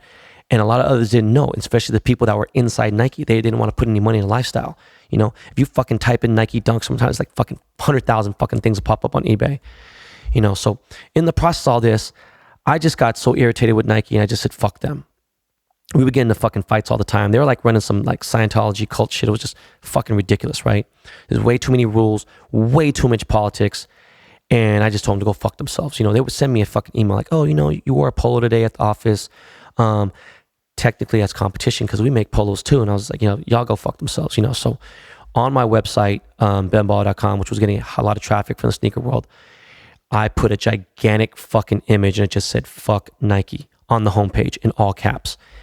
And I remember I would search like the IP addresses that would like, browse my website, and like a lot of traffic, no surprise, was coming from Beaverton, Oregon, And that was just like when I just said, man, I just can't fucking support the swoosh no more. I just can't. I'll never wear Nike again. I said, fuck this. And I said, I'm just going to fucking sell my sneaker collection. So I started to sell my sneakers to this dude named Hiroshi in Japan. He probably bought like around $300,000, $400,000 worth of my sneakers. And then I sold about another $300,000 to other guys that needed bulk for their websites and stores and shit. And then I put 2 separate auctions on eBay, and the eBay auction went fucking viral on Nike Talk. And some random ass white boy in the Midwest or some shit bought my auction, and my auction ended at $1.2 million. So, I made about $2 million on my sneaker collection off of maybe a $50,000 total investment. It was fucking insane. The level of like just the fucking spread was crazy. So I was like finally somewhat rich in my eyes. I couldn't believe it. I began to get like way heavy into motorcycles at this time. I was already into bikes and stuff, but I was really heavy. I joined the fucking, this black bike gang, Cocky Riders. I copped a fucking brand new fucking 7 Series BMW for my boy DJ Homicide. I had 2 motorcycles. I had fucking the dopest shit at the time. I had the R1 and I had a Hayabusa. Both were chromed the fuck out. And now my girlfriend at the time, she became my fiance. And at the time I was living, she was living abroad, sorry. My fiance was living overseas, and I wasn't frequently seeing her as often as I was. I wasn't going to her fashion shows, and I just wasn't seeing her as often, right? And I was just too busy being a douchebag. And once like my funds cleared, like there's millions in my account, like it was cleared, I went straight to fucking Beverly Hills Ferrari, and I bought a 360 Challenge Stradale, right? And after that, I drove straight to Koreatown. Went straight to K-Town and met up with my homies I haven't seen in a long ass time. And I started driving around fucking Ardmore Park and our building and everything. And I was like, yo, man, I let them all drive the car. And I was like, yo, listen, man, you guys got to understand, if I could do this shit, it's fucking possible. You know what I mean? A kid from fucking K-Town pulling up in a motherfucking red Ferrari. And this was like before shit was like really super gentrified and everything. When I had that car, man, I remember being pulled over like at least 10 times that month in Beverly Hills. It was crazy. I had a condo in Beverly Hills, and later on, I got asked to be this Asian gangster in a Lil Jon video, and this video was Ice Cube was in. Actually, Ice Cube was featured in the video, and he's also in the song, and it was called Roll Call. And Ice Cube's in the video. He's like the boss of all the black people. And then it's like all these Asians. It was like Asian versus black war. And the head Asian gangster was this actor named Will Yun Lee, who's my boy. And we weren't friends before that. I didn't even know who the fuck the dude was. And we became real good friends. And obviously it's a video shoot, right? This is, late 2004, I think. Yeah, late 2004. And there's all these fine ass models on set. And my fiance was out in Germany, and I was filming this shit all day long. And I met this one girl from Seattle. Never forget, we hung out after the shoot. And she knew I was, actually, no, she didn't. I'm sorry. She thought I was single. She was bad as fuck. It was hilarious. This was like the MySpace days, you know what I'm saying? And she was, she had only like 4 pictures on her fucking MySpace profile, and they're just like all fires. Hilarious. So I ended up fucking taking her to Vegas, right? And this is like, we drove to fucking Vegas of all fucking things. Drove my fucking 7 Series. And every night around 11 p.m. around midnight, my fiance would call me like clockwork every night to talk. Because that was the time she was about to start her day. You know what I'm saying? It was early morning. She's about to go on her shoots and do whatever. And that one night I went to fucking Vegas. I rented the fucking presidential suite at Aladdin. Don't ask me why. I went there before. We were shooting the fucking my movie Cake. We stayed at that hotel. And my cousin's mom was a huge gambler. So she had this gigantic fucking enormous suite that had a view of the Bellagio fountain show and everything. So I go get this fucking enormous suite, and I'm with this chick, and my fiance calls me, and I don't pick up the phone. And it just, something about her energy and her connection to me was so strong that she knew something was wrong. Something was off. And the very next day when we talked, she began to act weird as fuck, right? She even came back to LA and didn't tell me, and we lived together. It was crazy. She went, to her mom's house, and there was no wedding day like actually set, but this was the first and last time I ever spoke to another girl during that relationship. I was like, fuck, man, this is just crazy. She was gone so long, whatever. We had our issues before we even broke up, and before she even left to Europe, and she said the money changed me. She was like, you're just not you anymore. And honestly, to tell you the truth, it didn't change me. I think it enhanced some of my brash behavior, but that's just who the fuck I was. So anyway, so we broke up, and I was crushed. Like, I was devastated. In fact, to the point where my mom slapped the shit out of me. She was like, yo, you're fucking embarrassing me. It's funny. I remember my brother-in-law was like, listen, man, you guys weren't even fucking married. There's people who are married for fucking 10 years, 20 years, have kids are in college, high school, whatever, and then their fucking marriage tears apart and they work it out. You'll be all right. Pull your shit together. And so I appreciate my brother-in-law, Scott, for telling me that. I was devastated. I don't think I even cried that hard at some of my homies' funerals. I fucking felt so bad. I felt guilty too, for what I did. And obviously I did love her, you know what I mean? But I don't know, man. And I had a dog with her, which is fucking crazy. We had a dog. We got it together when we were together. It's a little small teacup Yorkie. And that just made things worse. You know what I mean? They say time heals all. But I decided to get rid of the dog, gave it to a friend, and I got a passport. And I started traveling. I hit Canada, I hit London, Paris, Italy, Thailand. I hit the Philippines. I stayed at the fucking Park Hyatt in Tokyo for 3 weeks. You have an idea? It's probably at the time, it was one of the most expensive hotels. Like, expensive. 3 weeks at the fucking Park Hyatt in a fucking suite. It was just crazy. I went to Hong Kong. I went to fucking Estonia. All right. Shout out to Carmen Cass, supermodel Carmen Cass, won model of the year. I don't know how many years in a row. She was in fucking hundreds of covers of Vogue. I just became a nomad, but with money. I had money, and I traveled, and I saw the world, and I was really bummed out. And then when I finally came home, I started hanging out with Mr. Cartoon, famous tattoo artist, United Studio. And his studio, he always had every day was someone important, someone influential, someone rich, someone famous. And I knew I'd meet some badass motherfuckers there, and I did, And we spoke about working, doing some things, and he was opening a new store downtown. He wanted me to run it. And this is like a little too early before the downtown, like, rush came about. Downtown's like popping now, but this was before that. And as far as like life coach and life lessons and stuff, Mr. Cartoon, he groomed me a lot for business, and not just business, but in life, how to look at things differently, how to calm me down. Really, I could be a dick, but I had to be a dick all the time. He was a real mentor to me. And I really needed the fucking guidance at that time. You know what I'm saying? And so, it was just one of those times where, a few times a year I'd hit the Slauson swap meet. And eventually, it was that time I hit the Slauson swap meet to go grab some white teas, grab some socks, some incense and shit, some fucking oils. And I want to chop it up with my cousin. It's been a minute. And we start chopping it up. And he had this crazy Corvette, it's like fucking iridescent color and shit, like the chameleon color. He had like a supercharger in and shit. And then he had a fucking Infiniti, an FX30. I fucking hated that car. It looked like a fucking egg, right? And he had a Stillen supercharger in there too. He's obviously doing very well for himself. He was like glowing and smiling and shit. And, we took a little cigarette break. By the way, I used to smoke cigarettes. And we talked about how we could get, do something together. And I didn't know where this would lead me.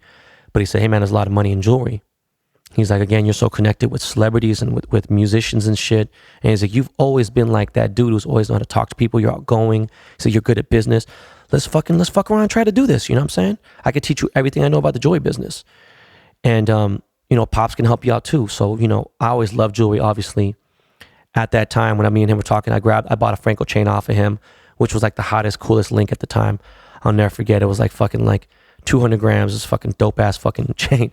And I took it home and I thought really long and hard about this. I said, damn, girls are really popular, like this might be a good time to get in, And in this era period, in like 2005, people are flourishing. Clubs are doing well. People are starting to buy bottles. Real estate's doing fucking incredible. The economy is just really healthy. So I had this business manager I was talking to, and I had him set me up a corporation. I had to do it this way. There's no way. I told my cousin, I'm like, this has to be done an American way. This can't be done the Korean way. We can have Korean values, but it can't be done the Korean way where we just kind of do a business off a handshake and like we write something on a fucking piece of paper or some shit, which that still means something. I just wanted to do this shit legit, And that old school Korean way of business has broken up more fucking friendships, more family than fucking even divorce has, you know? And so, you know, I put $1 million in, he matched it. And, you know, spring of 2005, we started Icy Fresh. You know, Icy Fresh turned into IF & Co. And I'll tell that another time. But man, I just can't continue anymore. All right. I will get into who my first clients were, how I got into how my jewelry journey began. Okay. How I reconnected with Jonas, so much more. I'm like, goddamn, that was a lot of history. I cut down a lot as much as possible. Part 3 is a must. Part 3 should get us to about 2009, you know, right before I got with my wife. Everyone, thank you for listening. Thank you for vibing. God bless. Again, thank you for subscribing. Please, if you haven't subscribed now, tell a friend to tell a friend. Miles, hit me one time with that Lakey Lake. Peace.